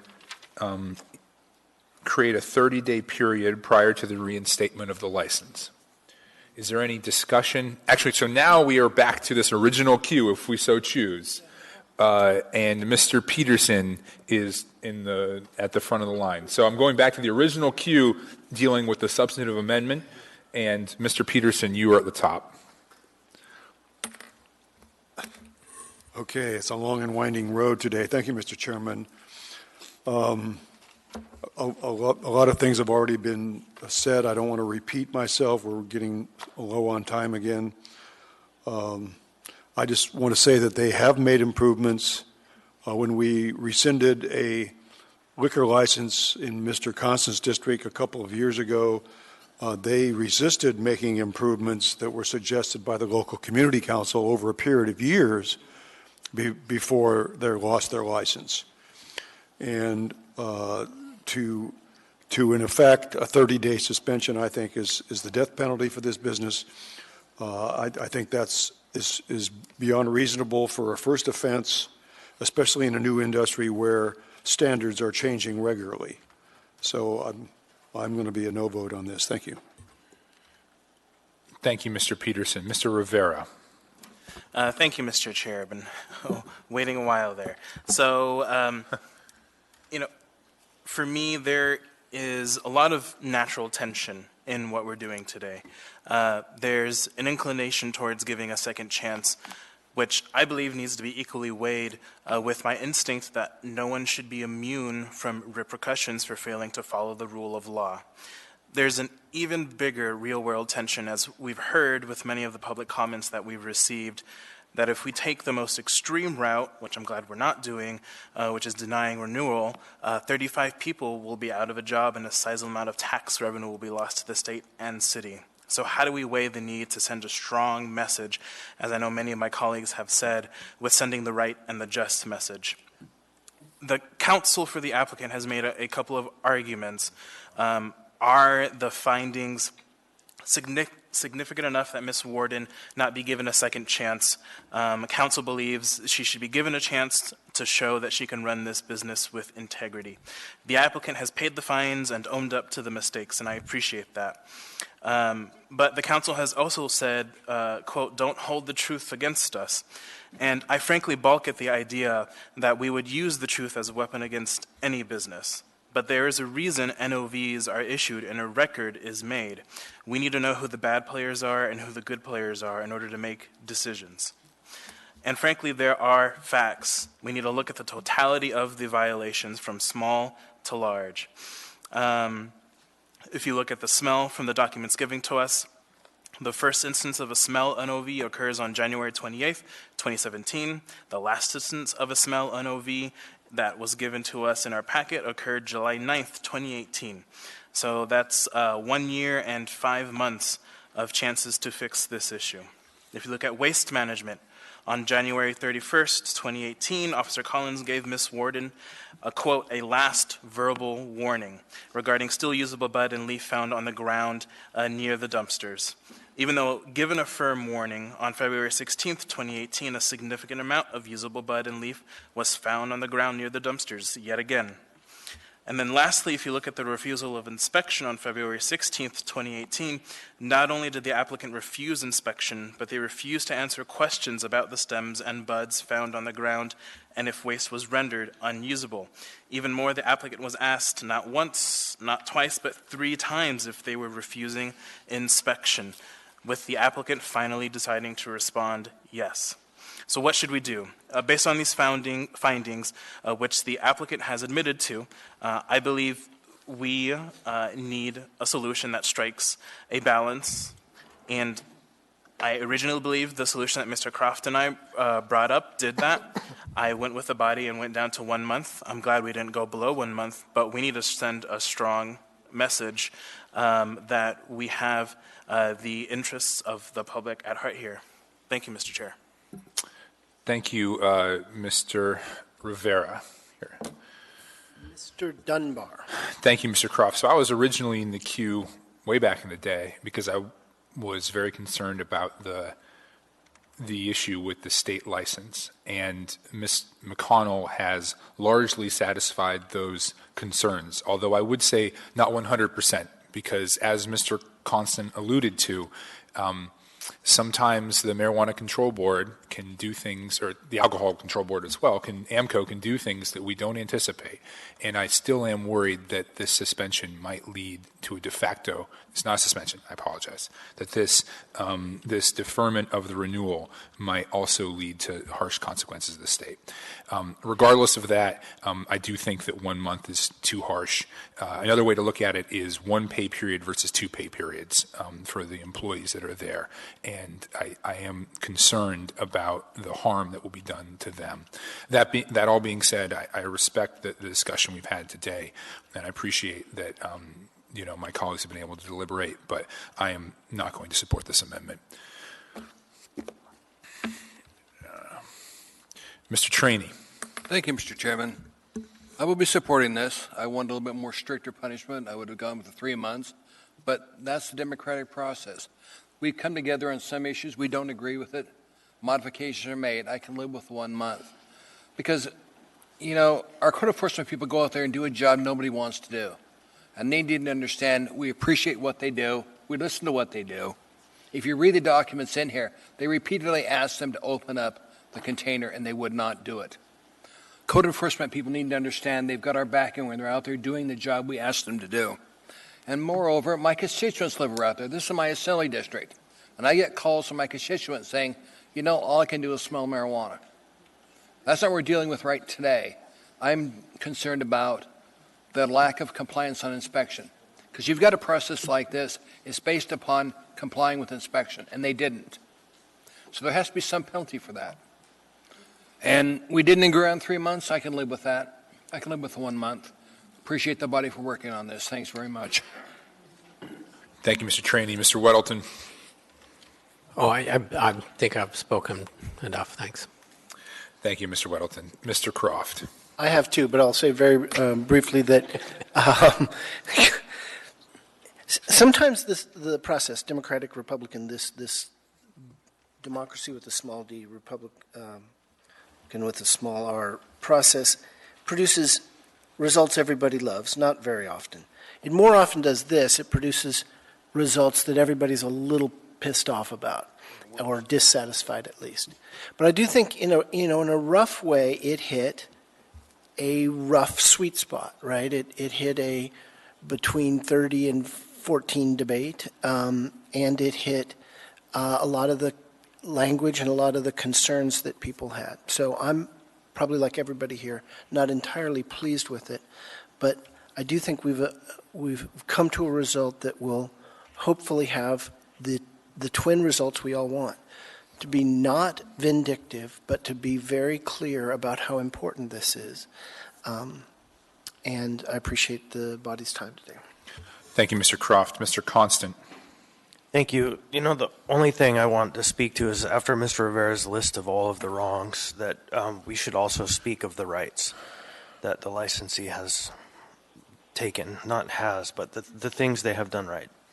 And since February, our code enforcement's been diligent and has been back and has found no additional waste products on the ground, which is a baseline. That's at least a baseline. I mean, that's a minimal expectation that we should have. And now, at least since that time, it hasn't occurred again. And in fact, the photographs we've seen have shown they've gone through 3 or 4 different iterations of a trash can, from what was generally accepted as a trash can that would function in a commercial environment, to one that was hardened lid, to one that is now secured with steel bars, so that this issue cannot recur again, and in fact has not recurred again since February. March, April, May, June, July, August, September, 7 months ago. The issue of The inspection, they surely recognize now that it would have been better to pay the $500 fine for a clump of dirt and roots than to go through this entire brutal process. And I think that that's the message we send, and these folks are now teaching the community, so this is one thing they've done right. I think that the 30 days is harsh, and I'm still not sure how I'll vote. I think a no is a better vote than a yes on this one, because I think this 30 days could really be the death penalty. But I also believe in the industrious nature of these businesses, that they will try to make do. But man, anyhow, so they've done a lot right since then. The smell issue is going to continue to haunt them, as it continues to haunt many of these operations, as the businesses continue to work to find what's going to be the final system that does work, because I don't think anyone's really perfectly figured it out yet.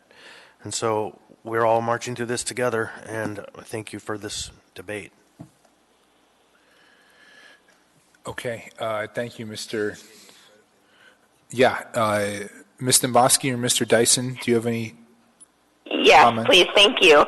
I really have actually appreciated this conversation because I think this is the art of compromise. When I see what Mr. Croft and Mr. Rivera have come up with, we've seen the balance of the rule of law, the significant value that the municipality puts on enforcement, but also consequences for violations of law. I've heard some say that, this is going to be the death penalty for this business. I don't think that's the case. I mean, we're talking about the cultivation license here. All of their product, all of their investment is going to maintain. We passed an amendment that said you can care for it. It's just going to be delayed getting to the market by whatever time period. They're not allowed to touch that stuff. So this is by no means a death sentence to this particular business. But we also, another thing that I heard that kind of bothered me is we heard that standards are regularly changing in this industry. But I don't care what the standards are 2 months from now. What we know is the applicant and their attorney stood in front of us and said, yes, we violated those standards that were in that place at that time, multiple times. And then there was a little bit of discussion about, well, we don't know how the pot got there. Actually, we do. We don't have to know how the pot specifically was put on the ground. The applicant and their attorney stood in front of us and said, we admit to that violation. So that's not something that's debatable. So it keeps going back to the fact we have somebody who was caught, somebody who had a violation, they admitted the violation, they paid the violation. So when we look at this, my hope for this applicant, for this licensee, is that they have learned a valuable lesson, but I hope even more that the industry recognizes that the assembly takes this seriously and there are real consequences for real actions that a licensee does or does not take. And I support this compromise. Again, it's not what I wanted, but when I look at it and my concerns, I think, are being addressed. And I think at the same time, a lot of the concerns that I hear from the other members who didn't want to be maybe as harsh as I would have been, I think that, it is the art of compromise. And when everybody walks away a little bit irritated because they didn't get their way, I think maybe we have hit the sweet spot. So I will be supporting this and thank the members for their work on this particular solution. Thank you, Ms. Domboski. All right. Any other discussion on Mr. Croft's amendment as amended? Not seeing any, please vote on this amendment. Yes. Mr. Dyson? Yes.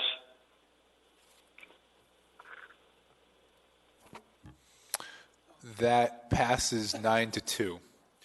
Okay, so we are back to the main motion. There are several other amendments here that we can go through. It looks like we have Ms. LaFrance on top. Are these in a particular order that makes sense? Through the chair, they are not. I think at this point, each of them addresses proposed conditions that you might add to the license. So you can go through those I believe in any order you'd like to. Okay. Does the respondent have a copy of all of these? Do you have a copy of all of these amendments? Jana, do you guys have a copy of all these amendments? Okay. All right. Would anyone like to? We have 4 amendments here from 4 different members. Would anyone like to offer their amendment at this time? I move LaFrance Amendment Number 1. All right. Thank you. So, do we have a second on that? Second. Moved and seconded. Because it's been a little while since Dean's explanation, could you please lay it out for us, Ms. LaFrance? Yes, thank you, Mr. Chair. This amendment has 2 parts, and actually I had requested a third part on a 90-day or 60 to 90-day renewal, but I understand that's being taken up by Mr. Weddleton's amendment. And also for item 1, I don't know if you want to do this now, but Ms. Quinn Davidson and I have combined her amendment with the item 1 on this amendment. And the intent on item 1 is to address the issue of refusing an inspection. The penalty for refusing under an inspection under the existing ordinance, I mean, it's pretty clear it doesn't convey the seriousness of the violation. And so the intent of, or my original intent with this part of the amendment would be that if an inspection was refused, it would result in immediate suspension and action towards a license revocation. And it also would include spot or surprise inspections. And actually in our discussion, is this a good time now to talk about how we would combine them, or how does this work? Yeah, I think this is a good time. Do you want to address that? Or okay. So Ms. Quinn Davidson and I had discussed adding from her amendment after, second, third line on mine, by municipal code enforcement officials, including scheduled monthly inspections and unannounced spot inspections. So adding the monthly inspections in there, and then after that line, unannounced spot inspections at reasonable times, then add her language. The code enforcement officials are directed to provide a report of these inspections to the Assembly Community and Economic Development Committee each month. The licensee shall be responsible for the costs of inspections and reports. So basically, this amendment would include spot inspections, scheduled monthly inspections, a report of the outcome of the inspections, and charging the licensee the costs associated with the inspections and reports, and then also subjecting or calling for suspension of the license if any inspection is refused. Okay. Well, so. Can I Go ahead, Ms. Quinn Davidson. I think that the summarily language is important. Probably Becky would say the same thing, but it's not immediate suspension. It's actually beginning of that process. Yeah, through the chair, the intention of that language is to reference the summary suspension provision in the code, which triggers a process of post-deprivation, immediate post-deprivation hearing, et cetera. So it is intended to reference that. Okay. Well, I think I understand conceptually what you're trying to do, but I'm a little bit concerned about the sort of melding those together without the language actually in front of us. I wonder if there's something else we could take up for a few minutes while you work with the attorneys to actually combine that language so we can get it up on screen. Is that something that's possible? Okay. I think what I'd like to do is actually ask Mr. Rivera and Mr. Weddleton if they intend to move forward with their amendments or any portion of their amendments, and we can talk about that while Ms. Quinn Davidson and Ms. LaFrance combine their amendment. Mr. Rivera? Thank you, Mr. Chair. I do intend to move a portion of my amendment forward. Okay. Well, let's do that then. So I move Rivera Amendment Number 1. Okay. Do you have a second on that? I'll second. Okay, so now we have tabled for the moment the LaFrance amendment, and we are speaking about the Rivera amendment. Which portions of this do you wish to bring forward, and then we'll just have an amendment to the amendment to strike out the rest, Mr. Rivera? Yes, thank you, Mr. Chair. So I believe number 1 in my amendment is being handled by Ms. LaFrance and Ms. Quinn Davidson. Okay. Number 3 perhaps does not apply to this license, but rather the other license. So I would like to just deal with number 2, the odor of marijuana. Okay. So actually, if someone, do we need to amend his amendment, or can we only move section 2?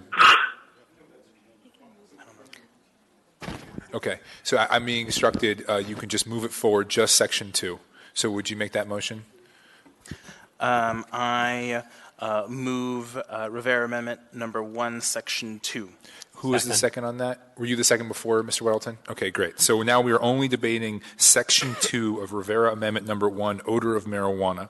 Is there any discussion on this amendment? Mr. Rivera? I'm sorry, I'm just looking at my queue now. I'm not sure if this is from now or from before. No, that's an old one. Okay. Does anyone want to discuss this? Mr. Weddleton. Yeah, I had a question on this. It's the phrase, address the ventilation deficiencies immediately. That's a tough one with all these businesses. I mean, what we saw in our extensive packets with these, they put in $300,000 towards ventilation, and we got emails in the last day or so from neighbors that say it still reeks of pot. So, what would it be addressed? Does that mean fix it so there is no smell, or continue to put more carbon filters?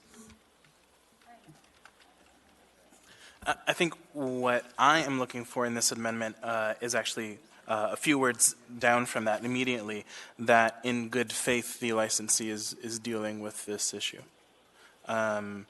So I'm not looking for the licensee to immediately need to spend another $300,000 on ventilation. Anyway, Ms. Quinn Davidson, you have a comment on section 2 of Rivera Amendment 1? Yes. I'm just trying to understand what current law provides and how this is different, because wouldn't they normally be under obligation to immediately in good faith come into compliance?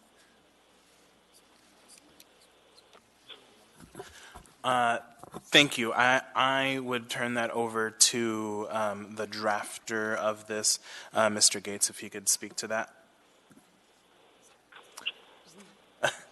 Mr. Gates, can you speak to section 2 of Rivera Amendment number 1?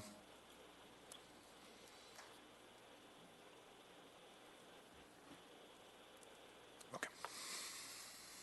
Pete, use.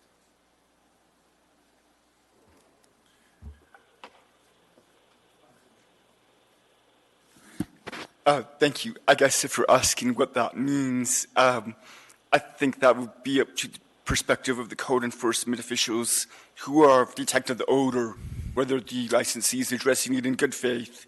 I didn't have a better interpretation or language to insert at the time as to what that meant, but I think that we leave it to the discretion of the code enforcement officials. Okay. Ms. Quinn Davidson, do you have a follow-up to that? Otherwise, we'll go to Mr. Peterson.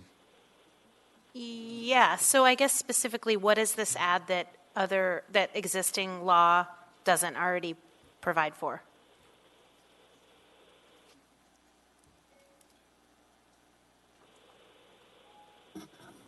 I'm not really quite sure. I think code already provides for, prohibits odor being detected at the lot line of the licensed premises. So that's already in place in code. I think what this does, though, is sort of put a little more teeth here. If you come up for renewal next year and code enforcement has reported that there's been odor violations, but they didn't address them in good faith immediately, then on renewal you will say, well, you violated a condition that was imposed on your license. That's grounds for non-renewal. That's helpful. Thanks. Thank you, Ms. Quinn Davidson. Mr. Peterson. Thank you, Mr. Chairman. And this is something we have talked about in the Community and Economic Development Committee before. The normal sense of smell line is subjective. I think we need to come up with some sort of scientific way to measure the smell. They do have a device called the Nasal Ranger that they're using in some jurisdictions, and we could set a measurable limit to what the smell allowed is if we had one of those devices. And so I think that if we are going to pass an amendment similar to this, the Muni needs to invest in one of those and then change our code so that we have a specific allowed measurable smell at the lot line instead of a can one person smell it or somebody else can't type of a subjective situation. Thank you. Thank you, Mr. Peterson. Is there any other discussion on Mr. Rivera's amendment, Section 2? Not seeing any. Please vote. Oh, did Mr. somebody Chair. press the button? Ms. Sorry, Quinn Davidson. I feel like I'm being a mic hog here. A what? It seems like there are standards for odor and when it's a violation, so why would we create a new standard and insert this person with a normal sense of smell standard when we could just say if the odor is in violation of the code, then they will become compliant in good faith. To me, that's what the amendment intends, but it's creating this new standard that's hard to measure. Thank you, Ms. Quinn Davidson. Point of information, that is the standard. Never mind. You were Mr. Trainee. I was just going to tell her it is the standard currently, normal sense of smell, but that varies. If you look at the hearing officer that we had, there was one individual, she asked him, and he was basically nose blind to the smell because he uses marijuana every day. So you do have to hand a standard in this. Ranger, hopefully we can buy some, because I want to move it from a human to a machine to measure it. Thank you, Mr. Chairman. I'll be supporting my colleague. Thank you, Mr. Trainee. Mr. Weddleton. You know, actually, Ms. Not Harley Davidson had a good point. Come on. Trying to roll off my tongue. She said I could do that. Approval. I got approval. Do that. It is possible, and I was hoping to have a moment at the end of this meeting to highlight some things, but we should start thinking about the odor rules. And were we to change it, and I bet we will, we would be holding them to a different standard for at least this year. So I think it might be more appropriate to, unless the attorneys say if we change it, it affects this, but say odor shall not be detected in accordance with AMC subsection 2105.055A.6 and delete that part, person with a normal sense of smell. Just refer to the code. I think that does because that would prepare us should we change the code. Okay. So I'd make that amendment to the amendment. Second. Thank you. Okay, so we have an amendment to the amendment to strike out which language? I would, so it would read, odor shall not, odor shall, let's see, I just say shall be in accordance with AMC subsection 21.05.055A.6. Okay. Odor of marijuana, thank you. Well, it says odor of marijuana at the start, so. Yeah. All right, so it will now read, odor shall be in accordance with AMC subsection 21.05.055A.6, and the rest is unchanged. Any discussion on Mr. Weddleton's amendment to the amendment? Mr. Chairman, thank you. Yep. I think you might have read that wrong. Order shall not be detected in accordance with, right? Or did I just miss the subtle language there? I mean, it doesn't really matter in the end, but I would speak broadly to the concern, Ms. Quinn Davidson, you brought up. We had previously a hearing before us about a licensee, and they made what I consider to be pretty weak arguments that the inspectors just couldn't possibly have a normal sense of or couldn't measure it because a normal sense of smell is different to everybody. And unlike what Mr. Trainee said, it isn't that because they smoke every day, it's because maybe they're working in an environment that is saturated with that kind of substance that when they try to walk around, they can't smell it. And so the argument that a normal sense of smell isn't a substantive measure, you can make it, but most of us know when you walk into a place and can smell it, that, oh my God, that smell, it's clear. And so what's more challenging is which direction from the wind was blowing. Did it come from the neighbor next door or the secret grow around the corner? Those questions are ones that are still being sorted out, but you know it when you smell it, as long as you haven't been in the room with it for the last hour or two. So that's kind of where this came from. Yeah, I have to say, whether we pass Mr. Weddleton's amendment to the amendment or not, I don't intend to support the amendment just because I think it's already handled in our code. I think they are already required to follow these. And it's a condition of all of our licenses that they follow the code. So anyway. Mr. Dunbar, one last yeah. note on that. The hearing officer, when this process happened, affirmed that normal sense of smell is a fine standard. So. Okay. So, but we're discussing Mr. Weddleton's amendment to the amendment. Any further discussion to that? Oh, the clerk never got a second. Is there a second to Mr. Weddleton's? Seconded by, okay. Okay, great.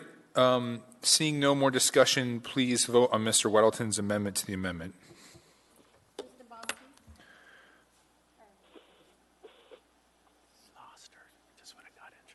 Mr. Bosky? Turn off your mute, Amy.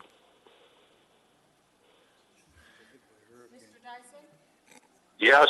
Yeah, I know. She's a little further north, but she's in DC. That passed 9-1. All right, we are now to the amendment as amended. Any further discussion on this amendment as amended?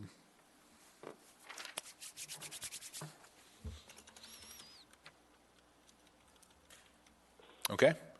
Oh, I'm sorry. You can still use Mr. Weddleton. My fault. I actually think this is already in code, so I'd say a no to it. Yeah, I concur. No. Mr. Constant? I fully agree. It's a redundancy, and it's a valiant effort to communicate to the community smell is important. It's already there. Anyone else in the queue? Mr. Dunbar, can you just summarize? Sorry, I dropped the call there. So Yep. Can you catch me up real quick where we're at? We are voting on Mr. Rivera's amendment number 1, but only section number 2. And it is The odor issue? Yes, and it has been amended. Okay. It also has been amended to read odor of marijuana, period.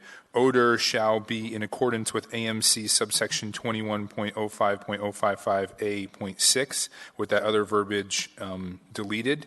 Okay. And the rest the same. Okay, thank you. Thank you. Mr. Trainee. Mr. Chairman, move to extend the meeting for 15 minutes to Second. End this meeting at 4:15, sir. Okay, so we've got a motion and a second to extend the meeting.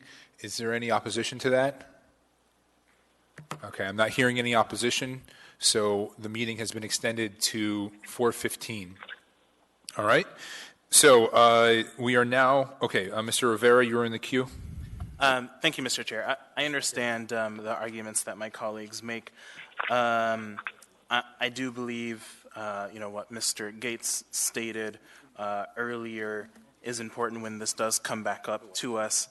And I think it's important that, again, when we're sending these clear messages to the community, that this is also an important issue. Thank you, Mr. Chair. Thank you, Mr. Rivera. Mr. Croft. Yeah, just that I think it is to some extent a repeating of code, but these are the areas of concern. And so even if it doesn't do any harm, and even if it only does a little bit of good, it's important, I think, to stake out that territory because it has been an issue.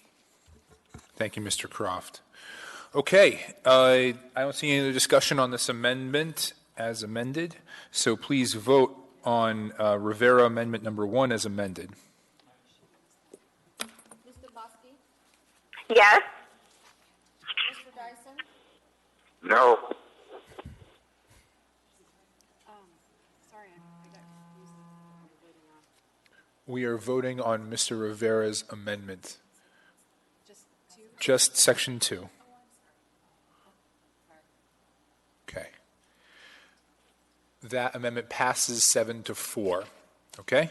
So let us take up, do we have new verbiage printed out and distributed for your amendment? Okay. Does everybody have it? Does the respondent have the new verbiage? It's being passed out right now. Okay. Can we also have that emailed to Ms. Dembowski and Mr. Dyson, please?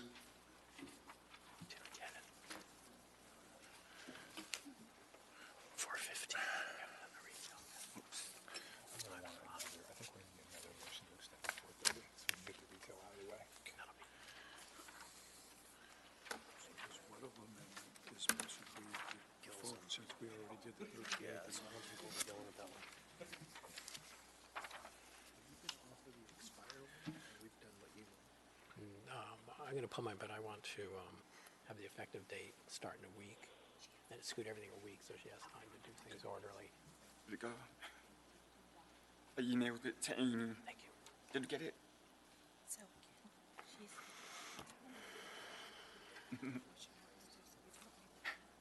Okay. Just offer this new one. Yep. Eric, find reasonable times for me.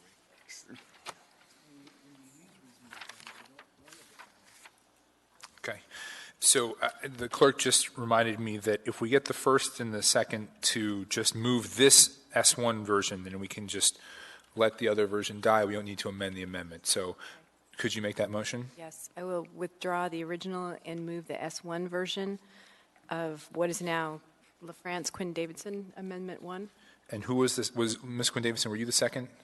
Do you want to second this one? yes. Okay. All right, so we now have before us the S1 version with a revised Section 1. I think you've explained it sufficiently, so why don't we move into discussion? All right, we'll start with you, Mr. Traney. Thank you. Could you define what reasonable time means? It's kind of like sense of smell.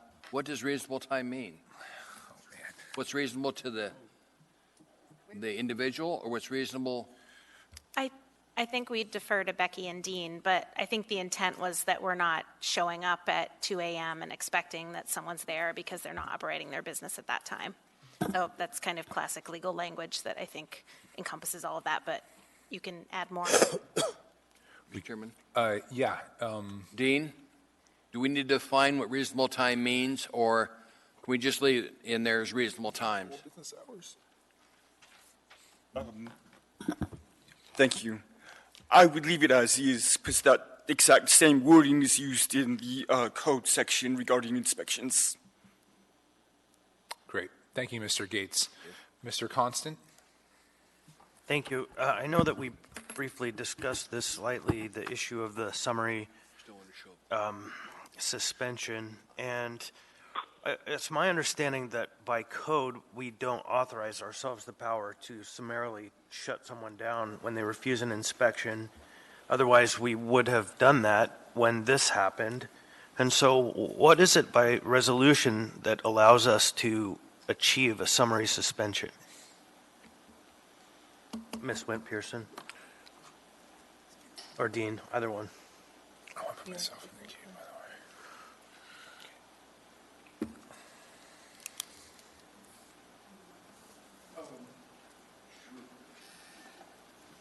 the way. That's in Article 8 of AMC 1080. Excuse me, it's 1080-825. It's titled Summary Suspension to Protect Public Health, Safety, or Welfare. And this says if the municipal clerk finds a person has acted or continuing to act in a way that constitutes an immediate threat to the public health, safety, or welfare, the municipal clerk may issue an order to summarily suspend the license. So what this does is say the municipal clerk can go ahead and do that if there's a violation here of refusing an inspection. So, if I might, then I think that, if I may add a little more. Okay. This basically says the municipal clerk doesn't need to make that finding, that the assembly is saying if a inspection is infused, there's a finding that the clerk should proceed with the summary suspension. So is this something that would be generally applicable, like an assumption that we could just empower the clerk to have so we don't need a code amendment to change to state that if you refuse an inspection, then you are summarily closed? We have to put it on every, as a condition. I mean, is this, so you're saying this is a power we already have? Through the chair, I think that what you're doing is you're specifying that in this instance, with this establishment, refusal of an inspection should be deemed to meet the threshold set by code for summary suspension by the clerk. If you want to impose that, I think you're making a case-specific determination here because of past, which is justified by the past challenges with this particular licensee. If you'd like to build that in as a grounds for summary suspension by the clerk in the future, that would need to be for all licensees across the municipality, then you would need to do that via a code amendment via AO. Thank you. Thank you, Mr. Constant. I put myself in the queue here, if you would, Mr. Croft. Mr. Dunbar. So a question and a thought. I generally support the goals here and this requirement to have increased inspections and to have them pay for it. The issue that I see is in Ms. Quinn Davidson's original version, it was a time limit. It was time specific. This version, I don't see a time limit, and I think that is perhaps a little excessive. I'd like to see 6 months or a year, not in perpetuity with this license. They are forever, held to this many more potentially inspections that they have to pay for. So I'd like to hear my colleagues speak to that, and then perhaps I will make an amendment to the amendment. Mr. Dunbar? Yes, Ms. Domboski. Okay, sorry, I didn't text you to let you know I wanted in the queue. I would just say to that, your last point, I think it's a good one, but I would also say every year the license comes back up for a reevaluation should, they seek to reinstate their municipal license here. So I think every year we could evaluate the conditions on the license, and if it's no longer applicable, then we could remove this condition. I'm generally supportive of this, but I do want to just double check with Ms. LaFrance or Ms. Quinn Davidson. I don't have the written amendment in front of me, but Ms. LaFrance, when you explained it, I totally tracked it. Does what you're proposing, does it comport with what you explained before? Yes. Okay, perfect. Yeah, I'm supportive of this amendment. I think both of my colleagues have put in some thoughtful consideration as to the challenges and violations that this particular licensee has had, and I think it reflects specific to this operator, and I think it's appropriate, so I will be supporting it. So I just want to briefly respond to that before I go to Mr. Gates. While it's true that we could reevaluate and potentially remove this requirement every year when it comes forward, I would prefer to build it in such a way where it happens automatically and then we can affirmatively place it back on in a year or 6 months or what have you, rather than, hopefully this will turn into a great operator and then it'll just pass through like normally. Usually we don't go through this long process with each. We have, batches of renewals that go through, and I think we'll probably want to look at this one a little bit more, but hopefully we'll get to a point where it's sort of like the others. Mr. Gates is in the queue, and then you guys haven't gotten to the queue yet, but I'd love to hear from you. Mr. Gates? Thank you. I was actually going to mention exactly what Ms. Dembowski said. Every year the license comes up for renewal. The code provides the Assembly may add, remove, or modify conditions. Thank you, Mr. Gates. Ms. Quinn Davidson? Suzanne and I were having this exact conversation here because I had, as you noticed, asked for a time limit. So I think that given the conversation we've had about the year and the renewal annually, I'm fine with leaving one as is. I didn't originally propose to, agreed to co-sponsor it, but I'm a little more worried about having that one be indefinite, because if you make one slip up for the period of a year, there's suspension or revocation proceedings begin. So are we just discussing one at this time, or are we discussing the whole thing? We're discussing the whole thing. So I think my preference, I don't know how to do it procedurally, but would be to put a time period on number 2 if we decide to go forward with that one. Okay. So when you're ready to do so, you make an amendment to the amendment. Ms. LaFrance, do you want to speak? Thank you, Mr. Chair. Originally, for the waste disposal part, this was in the context of a 90-day renewal. And honestly, I'm not sure how, now that we've voted to defer for 30 days, how that impacts this time frame. So I think adding a time period to number 2 makes sense. Were you going to propose?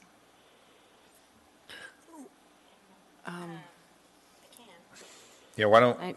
If you want to do it, Ms. Quinn Davidson, now's a great time to make an amendment to the amendment with a certain time frame. Violation before 9/15/2019 shall be deemed. Maybe in 6 months. That's a year, but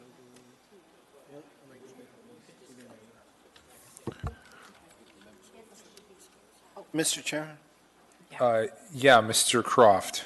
So, first of all, I think this, for Ms. LaFrance and Quinn Davidson, this is a brilliant way to wrap around what I think I was high-centered on between these two standards, to just say it shall be considered the kind of threat that was mentioned in it, gets us out of this where I was high-centered in the suspension. So I think the way to do what they're doing or wanting is under 2 in the third line, a violation before, and I picked 9/15/2019 for a year, but you can do any period you want, shall be deemed to constitute. So is sort of the will of the body 9 months or a year or 6 months, or what were people thinking? I thought 9 days was the standard. 9 days? Yeah, okay, so Constant wants 9 days, that would be till Ms. Quinn Davidson or Ms. LaFrance, this is your amendment. Is there a time frame you prefer? 6 months? Okay, so what is that, March? March. 15th? Ides of March. Mm-hmm. The Ides of March have come. So March, violation before March 15th shall be deemed to constitute, March 15th, 2019, shall be deemed to constitute a threat to the public health, et cetera, et cetera. Okay, so do you want to make that amendment? So moved. Okay, somebody second? Second. Okay, moved and seconded, moved by Mr. Weddleton, seconded by Ms. LaFrance, even though it was originally Ms. Quinn Davidson's. We're also helpful here, it's, yeah. Minutes. What's that? 6 minutes. Oh, yeah. So let's discuss that there's let me say this. Is there any discussion on that amendment to the amendment? If not, I'm going to ask for unanimous consent. I just have the question of why we wouldn't apply the same standard to the inspection timeframes, why we would make it a year. I'll wait. I think they said that the inspection is, more important. For me, it seems like you never should do that. The waste disposal is a more fluid thing that might not warrant summary suspension, but that inspection just is. Okay, so we've got here, Mr. Gates, you're in the queue. Do you want to speak to the amendment to the amendment? Yes, on the amendment. Thank you. So we're talking about putting their time off for waste disposal. I think that we also recently approved an amendment allowing them to take care of the plants for 30 days during the non-renewal period. And I'm not familiar with cultivation operations, so I assume there might be waste during that time that needs to be disposed of. And in that case, I don't think you need any kind of time frame put on number 2. I gotta say, I don't understand what he. I don't quite understand what you mean, Mr. Gates, seeing as how we already made an amendment regarding care of the plant. I guess it's not a legal point. I think a practical one. I assume if they can take care of plants during the non-renewal period, that there's going to be some kind of waste during that time. Yes. So I don't see why we need to put off a waste violation till later.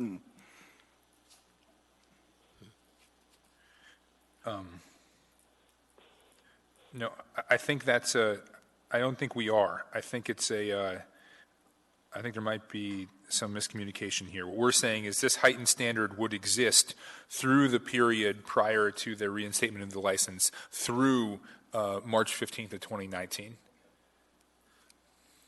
Okay. Yes. Sorry for my misunderstanding. No, it's okay. So, all right. Any other discussion on the amendment to the amendment?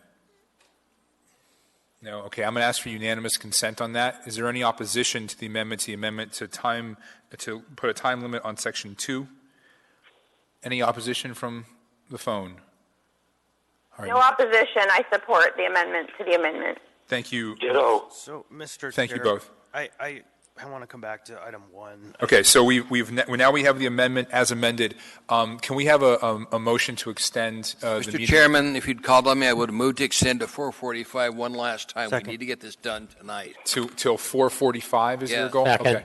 Moved and seconded. Any opposition to that motion? Mr. Chairman? Yes. Yeah, I'm just about out of battery here, so Okay. you're going to lose me. You will be excused, Mr. Dyson. All right. Thank you, Mr. Dyson. I'm not seeing any opposition or hearing opposition to that motion to extend. We've now been extended to 4:45. Thank you, Mr. Training. Thank you, sir. Mr. Constant, are you in the queue? Yes, I am. Thank you. My concern with item number 1 is not about the second part, which is if inspection is refused. It has nothing to do with that. It actually has to do with the terms of the required inspection, the multiple inspections, and the payment for all of those things. To push that for the next year onto them it's an additional and continuing and ongoing burden. And I think after 6 months, if they are not yet kind of operating at a clean standard, then I think that we will know, and they're not going to be in business at that point, or they're going to already have been coming up for additional proceedings. But that at that point, it seems unreasonable to me that we continue to force on them a regular monthly spot, ongoing inspections that they pay for, and the reports, and that we have to hear at the Community and Economic Development Committee on a regular basis. And so to me, it seems like that first one also should have the 3/15 date, but the issue of the refusal to inspect, I think we need to address that globally in the code and not just on this applicant, because it is a serious enough concern that it should just be stated clearly and known by all licensees. A refusal of an inspection creates an immediate process to suspend your license. And so I would move that we also add the 3/15/18 date to the first section of this. All right, so we've got a motion to add a 6-month time limit to section 1. Is there a second? Second. Okay, moved and seconded. So we'll have a discussion at that. At the same time, I'd like for the attorneys to figure out where exactly in section 1 that should fit. Discussion on Mr. Constant's amendment to the amendment to limit it to 6 months. To the chair, we have a comment from the attorney. Okay. Could people please use the request to speak function, and then if you want to call on so Mr. Weddleton's calling on Ms. Weltzine. Thank you. I appreciate that. I just wanted to ask something that hasn't been discussed yet, and I think it's going to change. I hope it's going to change this March date just a little bit. Plant matter that's already been harvested and curing. We would like this effective date to be a week from today. That's probably the only way that this license is going to survive this. So if there's any way that we could, which would change this March 15th date to March 22nd. So I didn't want you guys to get too far down the rabbit hole before I brought this up, but it would be imperative to the survival of this company to get the effective date 1 week from today.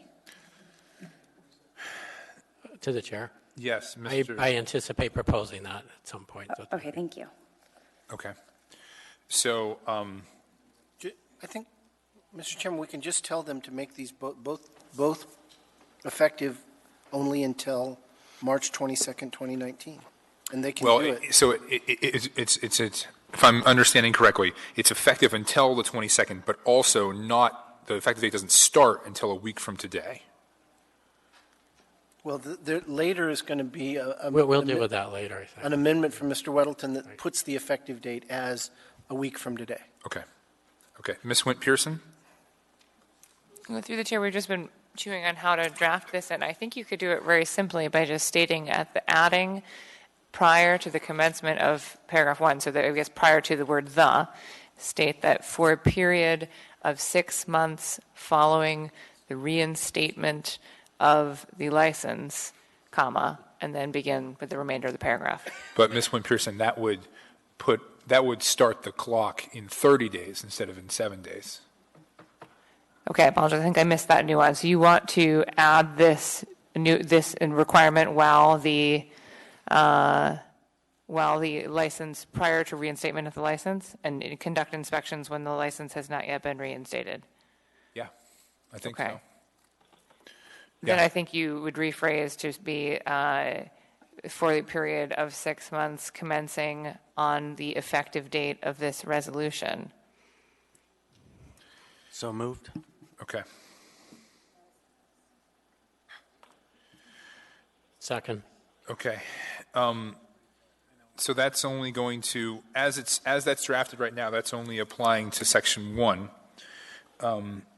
we could add that to section 2 as well, but then we need to delete the language we already added. Where did Ms. Swin Pearson go? Oh, sorry. No. That'd be helpful. No. Okay. I'm sorry. Let's just start. Let's do one thing at a time. So, who moved and who seconded that? Mr. Constant moved. Who seconded? Yeah.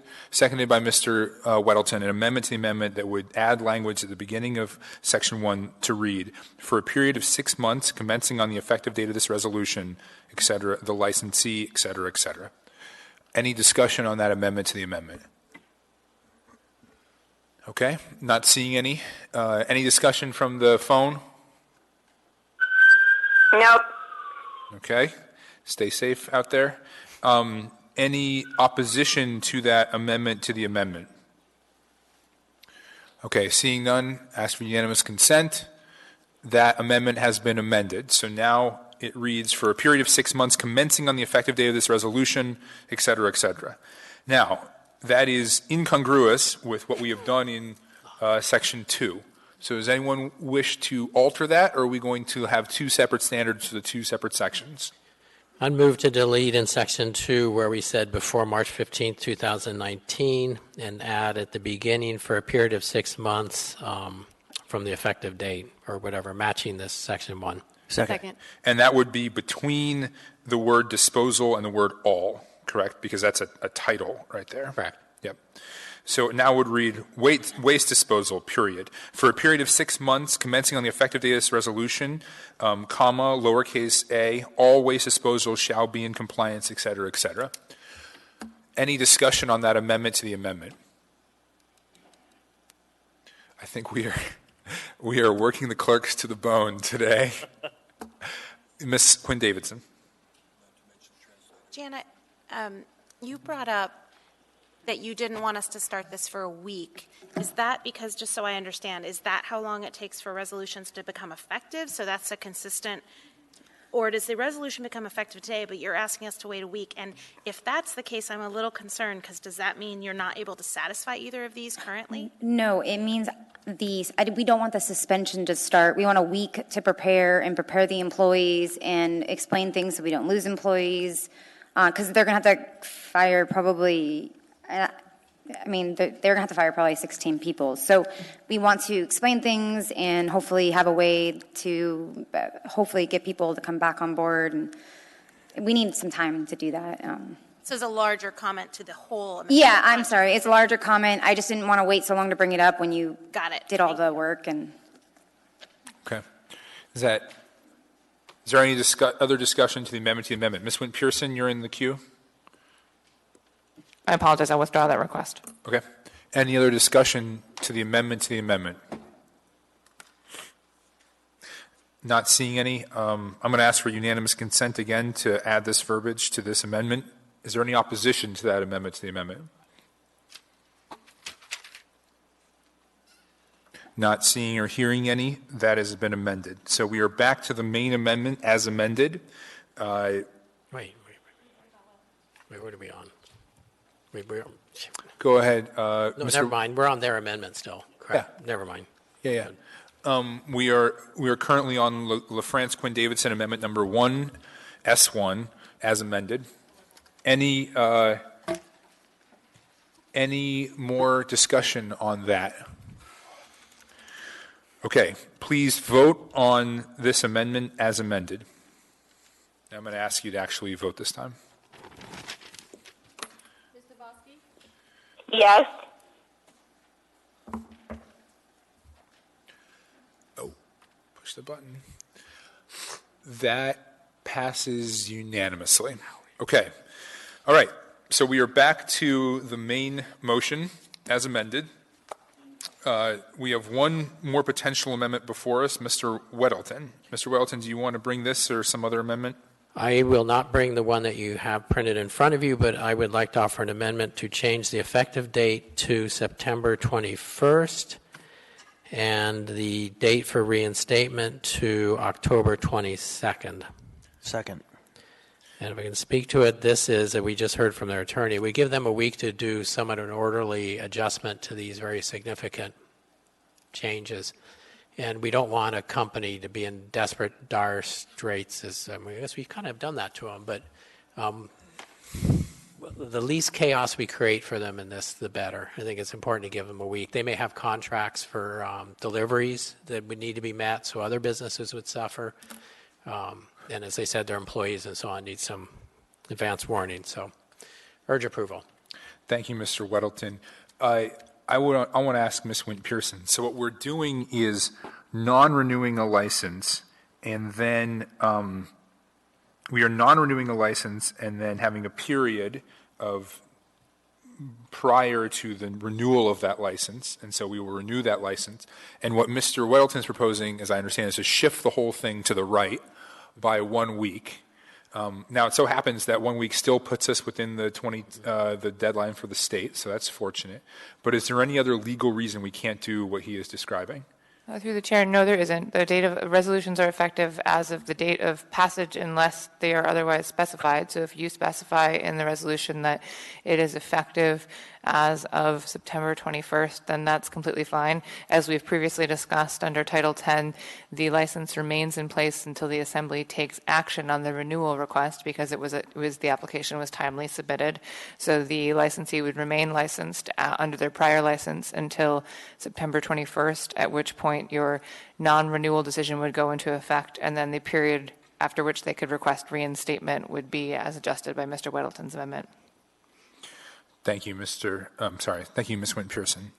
Any other discussion on Mr. Weddleton's amendment? Mr. Peterson.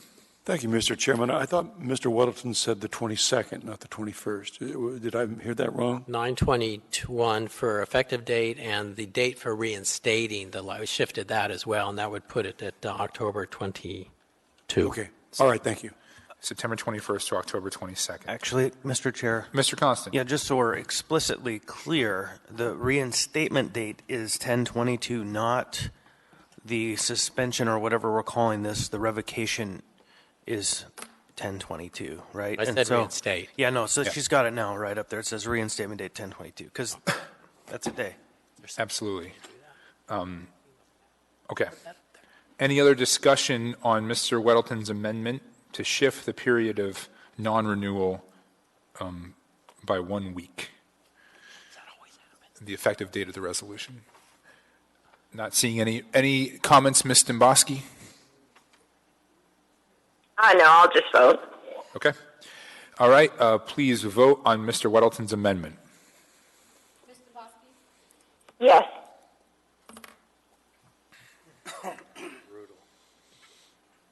That amendment passes unanimously. Okay. Are there any other amendments to this document? Did we already do? Remember, there were two amendments we had to do. We did both of them already, right? Just making sure I haven't lost the thread at all. Okay. Any other amendments to this resolution? Okay. Discussion on this main resolution as amended. Mr. Weddleton. Thanks. We have in our rules for marijuana a huge list of regulations. There's separation distances, there's rules on signs, rules on their advertising. And a main focus on that is to keep this mind-altering drug away from kids. And what I've seen in this is a fairly casual attitude towards the marijuana that was around the dumpster. We have in documentation that they were cited for it. It was noted at the end of January, hey, there's pot here. This is your last verbal warning. A week later, there's still some. We heard in testimony that, well, you couldn't really scrape it out because it had been there, some of it for a while, and it was buried under ice, and you couldn't get it out. And, of course, there was some loose on the top that code enforcement scraped up. So this was an ongoing thing. There was pot there. And we have all these rules and regulations. They have gone through hoops to meet these, which are largely designed to keep pot away from kids. And they didn't see that this was critical. I mean, certainly the refusal of inspection is huge, but holy smokes. I mean, how could they miss this? And I'm worried about these operators that they're so casual about that. So what did they do? Well, over time, a period of 6 months, have come up with a good solution on that dumpster. No, do it right now. You move that dumpster in your building, you build the fence, you put a chain over it. There's so many solutions it could have done right now because You got pot sitting right there where kids can get it. And it just seems like they were kind of like, well, that's a problem we need to be thinking about or something. It should have been panic mode. And I simply didn't see that. So that has got me worried on this. More other points too, but we're up against the clock. Thank you. Thank you, Mr. Weddleton. Mr. Trainee. Thank you, Mr. Chairman. I'll support this S1 as amended. I was reading a document the attorney gave us, their attorney. It says Alaska Sense and Cannabis Alaska are committed to rebuilding the trust that has been broken between the business and the community. It has been broken. Hopefully this will be the process to renew it. I was in favor of going for 3 months. I can live with 1 month. That's the democratic process. Little d we play here. But it's their problem. They created this problem. Had they even bothered to look out there and clean it up, there would not have been marijuana there for kids to take off with. And that's the reason they kept breaking into it, because it's easy to get into it. And when they went inside, they couldn't even figure out where the motion machine was. So hopefully they'll clean up their act, because this is only a 30-day suspension. If this comes back in front of us, I guarantee you I'll be fighting for a complete revocation of this. Thanks, Mr. Chairman. Thank you, Mr. Trainee. Mr. Peterson. Thank you, Mr. Chairman. And they still haven't proved to me within a reasonable doubt that one of their competitors did not set them up. Once they had that original inspection, I guarantee you word got around to the other marijuana businesses that they had failed the garbage inspection and had been warned, and that would have been a perfect opportunity for a competitor to go over there and throw some marijuana on the ground to make it look like they were not trying to comply with the rules. And I mean, this is the originally when the cultivators started producing, the price of marijuana was really high. But once all the business licenses for cultivation were approved and they got up and running, the price of marijuana had dipped. And so it became very, very competitive. And so I can see why a business competitor of theirs might see an opportunity to try to eliminate one of their main competitors. And so I'm going to be a no vote on this. Thank you. Thank you, Mr. Peterson. Mr. Constant. Thank you. Unlike my peer next to me, I do think that this licensee made all these mistakes. And I think that they were mistakes made by a new business and someone who surely has learned now that it's better to just deal with the problems when they come up rather than go through all of these machinations to make something happen or look different. But I think that it's pretty clear that this whole thing taken together, it's real. I think that the penalty here is 2 weeks too long, but I did not persuade my peers. And I do feel for the licensee and all of her employees. It's not about how big they are or how small they are, but that they are real people that we're about to shut down and cost jobs. But recognizing we have a broader duty to the community and the public safety, that we're striking a almost fair balance. So. Thank you, Mr. Constant. Is there any other discussion on this license? Mr. Dunbar? Yes, go ahead, Ms. Demboski. Thank you, Mr. Chair. The only thing I'd like to, correct here is this is not really a suspension. The way I've looked at this, I thought it was a very fair way and a very, I don't know if creative is the right word, but it was a thoughtful way that Mr. Croft and Mr. Rivera went forward, in that this is a non-renewal of a license, but they've created a fast-track mechanism for the licensee to be able to get their license reinstated. And I think that's important to put that on the record, because that's effectively what they've done. I've watched this body through a lot of discussion and thoughtful deliberation really consider the impact to the licensee, recognizing we're going to hold them accountable for violations of law, but also recognizing that, okay, there are going to be significant impacts here, and what does that mean? And so whether it's making the effective date a week later, not just cutting out and saying you don't get your license anymore, but finding a way for them to get a license back more quickly than anybody else would have been able to.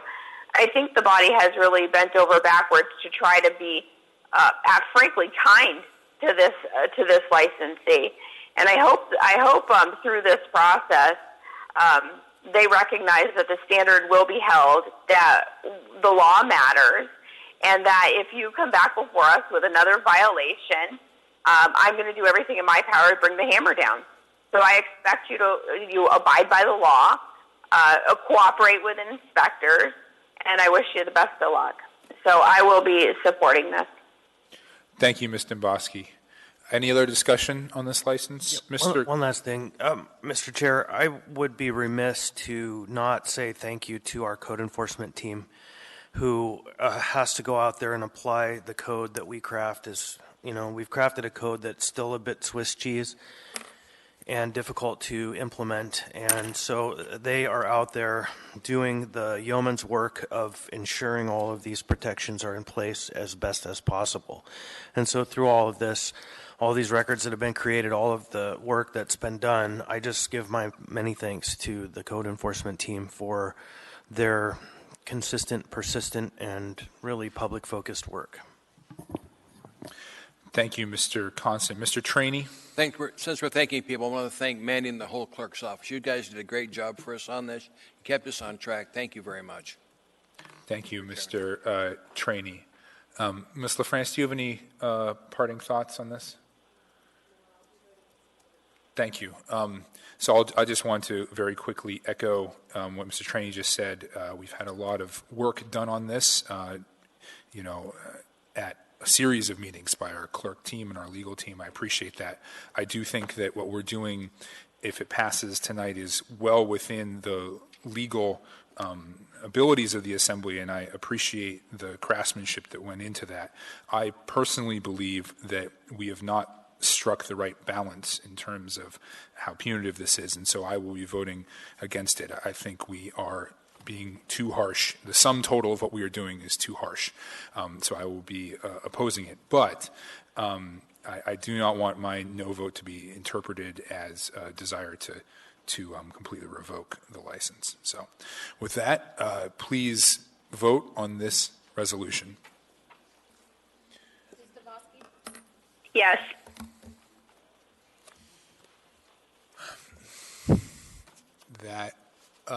That passes 8-2. Okay, so we now have before us the retail license. We have 10 minutes. If we do not complete this today, I intend to call another special meeting so that we can do this before the state's deadline. So I would appreciate another motion to extend once we get there. But first, let's bring it before us. So we are now on item 14. Is it 14 or 16? I don't have the agenda in front of me, unfortunately. Oh, thank you.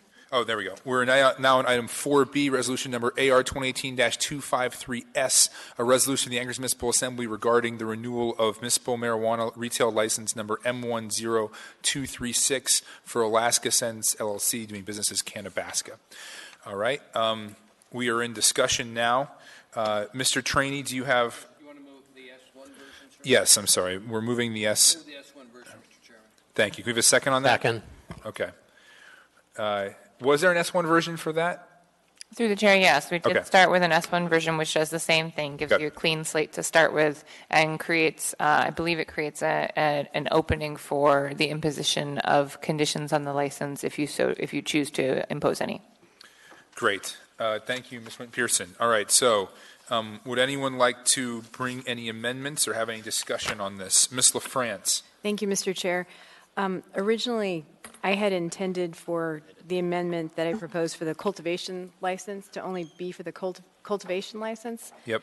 Because it's my understanding that the violations were for the cultivation license and not the retail portion. So I won't move LaFrance Amendment 1.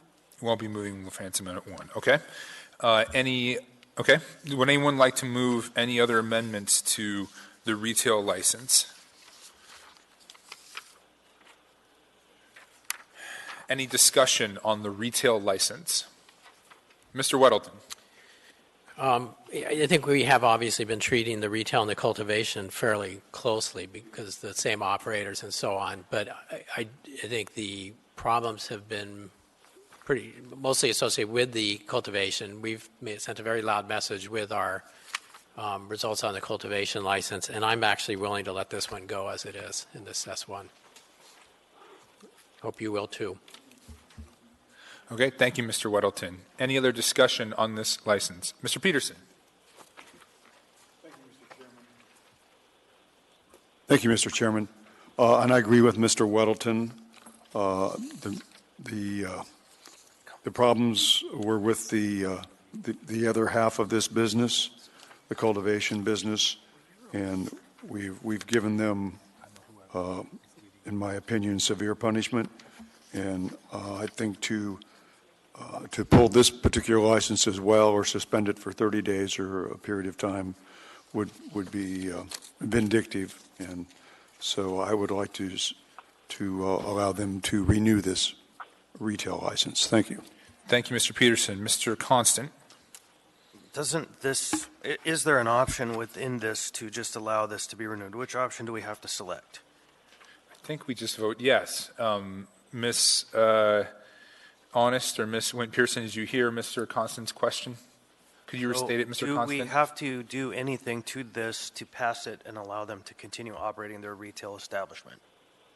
Through the chair, we were just discussing whether the one piece is that as drafted right now, it states that you are issuing a conditional protest to the state until the items specified in Section 2 are resolved, and there is nothing specified in Section 2 if you don't amend it. So we would suggest that you amend this to waive your protest to the state and direct the clerk to notify the state accordingly. I think you'd probably also need to amend the title potentially. We've just been batting that question around. So that's the one change I think you'd need to do if you'd like to approve the renewal without any conditions and not protest to the state. So can we get that language drafted up? Because I don't think it'd be smart to do it just loosely. Yes, you may. If you might give us a few minutes, we can get that done. So did we extend already? No. Can we have a motion to extend? So I move to extend to 5 o'clock. Moved and seconded. Any opposition to that motion to extend?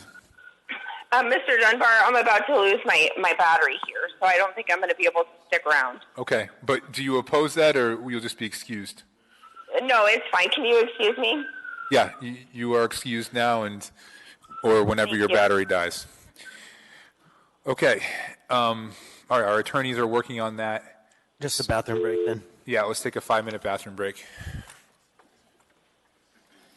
Man, you see, the attorneys never get to go to the bathroom. No, the devil has to keep working. Attorneys are not the devil.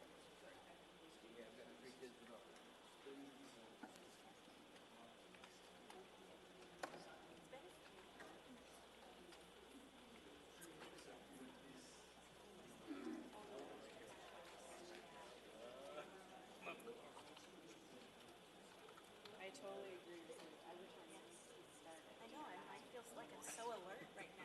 Yeah. Yeah.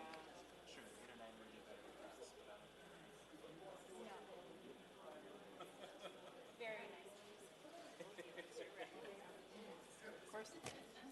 This is thinking about the bus schedule. Oh, I know. And it's like, yeah, that's really.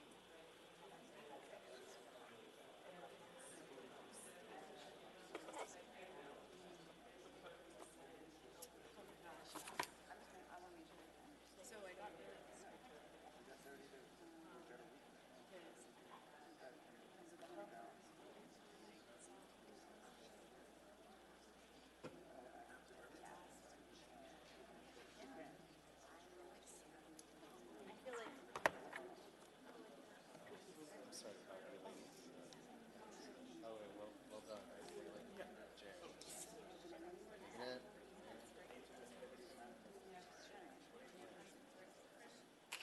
got your work out for you today. So, so I'm trying to just keep up with everything. And I know you guys are also. And so right now, their license for the city is suspended. Yeah, for the Alaska Sense. Yeah, because there's Alaska Sense, then there's the retail, which is Canada Basket. So, I'm sorry. So, yeah, just to be clear, Alaska Sense, theirs will be suspended in second.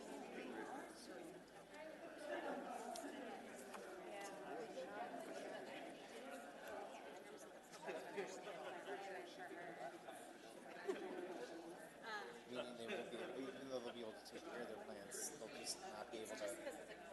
Yeah, they'll not be able to. Yeah, but they won't be able to sell like they won't be able to sell it to Canada Basket like they can.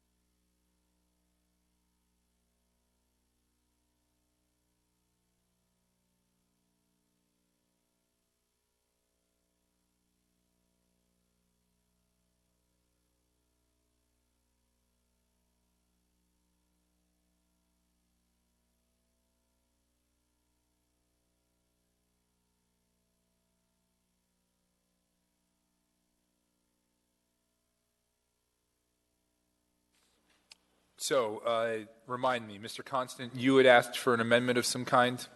Yes, the purpose of the amendment that they're working on crafting takes this resolution that's crafted in such a way that it defaults to a protest and it turns it into a waiver of the protest so that we can allow them to continue operating their retail store.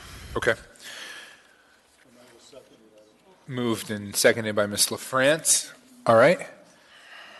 So, we'll let them work on the exact language. Is there any, just having a conceptual amendment before us, is there any discussion on that amendment? Okay, I'm not seeing any. So now we're to the point where we need the actual language. And I might have jumped the gun here a second, but we needed to get this under before 5. We just need a majority of those present, correct? Yep. Yeah. No. 6. Oh, we need 6. Okay. Yep. All right. Do we have the language?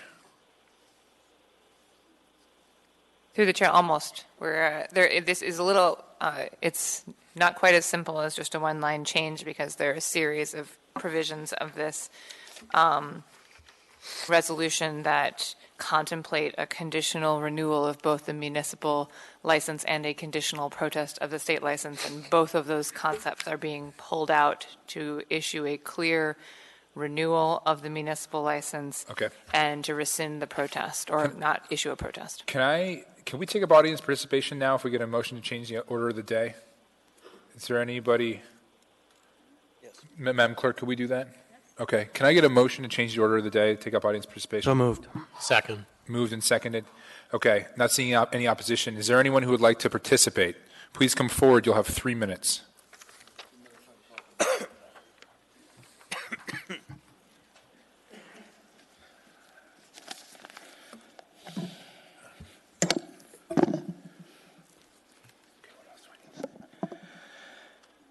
My name is Eugene Carl Haberman. I represent myself. I live in the Madison Valley. I follow the public process. The public process is done appropriately. A decision made by the governing body is more like in public interest.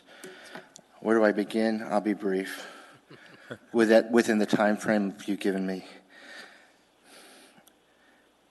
What I witnessed in on these issues that are before you tonight is a scenario where I remember the words used, quasi-judicial.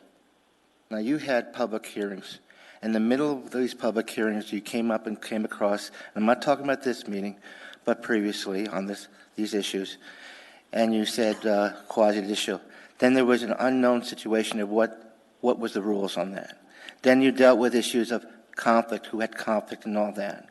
So what I'm saying to you is, when dealing with this issue that's before you for the last several meetings, you changed the rules in the midstream. You can't do that. If you have to do it, you have to start all over again. And the end result is you had a situation of obviously prejudicial situations occurring with people having their opinion, because in the end result you brought this issue back, and you need to start all over again. Now also I'd like to notice this with all due respect, and I witness a lot of things, to have 2 assembly members online saying they have battery problem, to be connected on issue or any issue, and you do nothing about it except they're excused, is wrong. You need to connect with the people. You also need to connect with your own members of the assembly and show that respect. Also, I noted this meeting was another thing. Amy Dabowski, assembly member, noted to you all on the record that she did not have an amendment before them. Now, nothing was done as far as recognizing that. Did Amy get a copy of that? Dabowski, nothing was done with that. You just continued on with the meeting as is, ignoring the fact that, not all members of the assembly got a copy of that.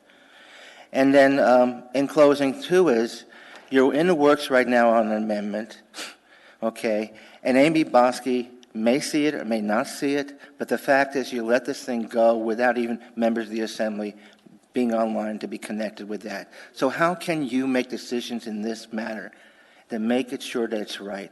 It's not right. And you continue, as I've said over the years, you conduct a policy of indifference. You do whatever you want to do.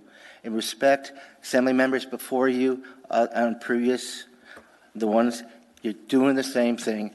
And as long as you do that, this, which I audit the public process, you ignore it, and remind those 2 laws, Open Meetings Act and a separate state law to provide a reasonable opportunity for the public to be heard. And that, I end with 10 seconds to spare. Thank you. Thank you, Mr. Haberman. There are no questions. Is there anyone else here from the public who would like to participate? Any other audience participation?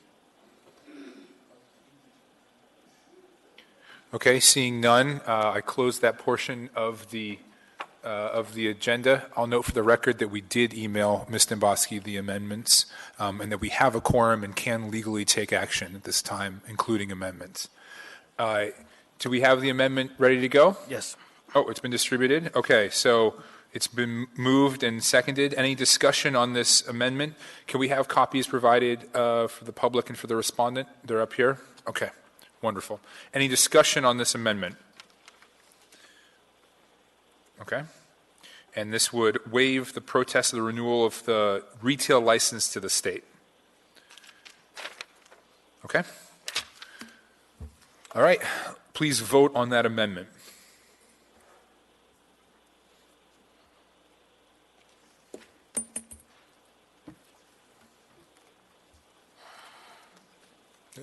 That amendment passes unanimously.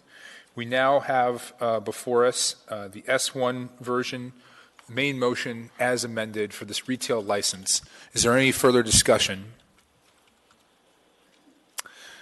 Okay, not seeing any, please vote. No? Yeah. Janet Weltzine for the council through the chair. There's just the wrong license number in section 5 of the amendment. Super. Just one number off. It should be 10236. Okay. Well, we'll consider that a scrivener's error, and that'll be changed in the ordinance. Correct? Okay. Resolution. I'm sorry, resolution. And the municipal attorney says yes, that will be changed. Thank you, Ms. Weltzine. Okay. With that, please vote on the main motion.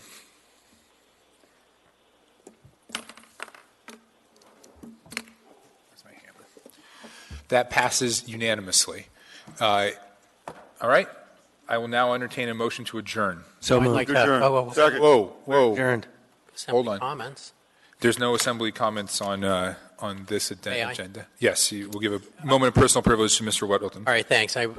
We have Community Economic Development Committee slated for next Thursday. Nothing on the agenda yet. However, while all this is fresh in our mind, I would like to have a review of our fine structure for marijuana and various penalties. Look at the section on waste disposal and various ways to deal with that. Also, we should be considering how we do our odor rules. There's been challenges with that. We may stick where we are, but we should look at the many alternatives. Ms. Weltzine gave us a report that discussed it, and I'd like to see something from the industry, maybe a proposal on what might work better, and then also from code enforcement. So that will be on our agenda for next Thursday. If you have other things to add, what we've learned in the last 2 weeks on this, email them to Mandy, and we'll get them on the list. Thank you, Mr. Weddleton. Ms. Wynn-Pearson, you were in the queue.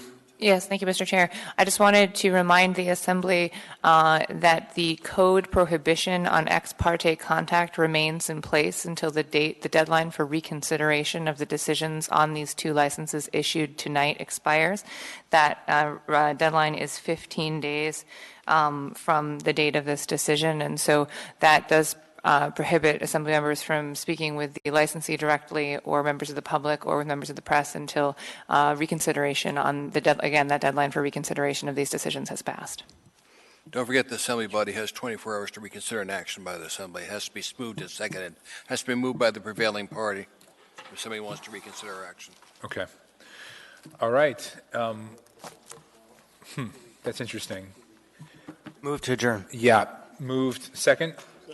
Moved and seconded. We're adjourned.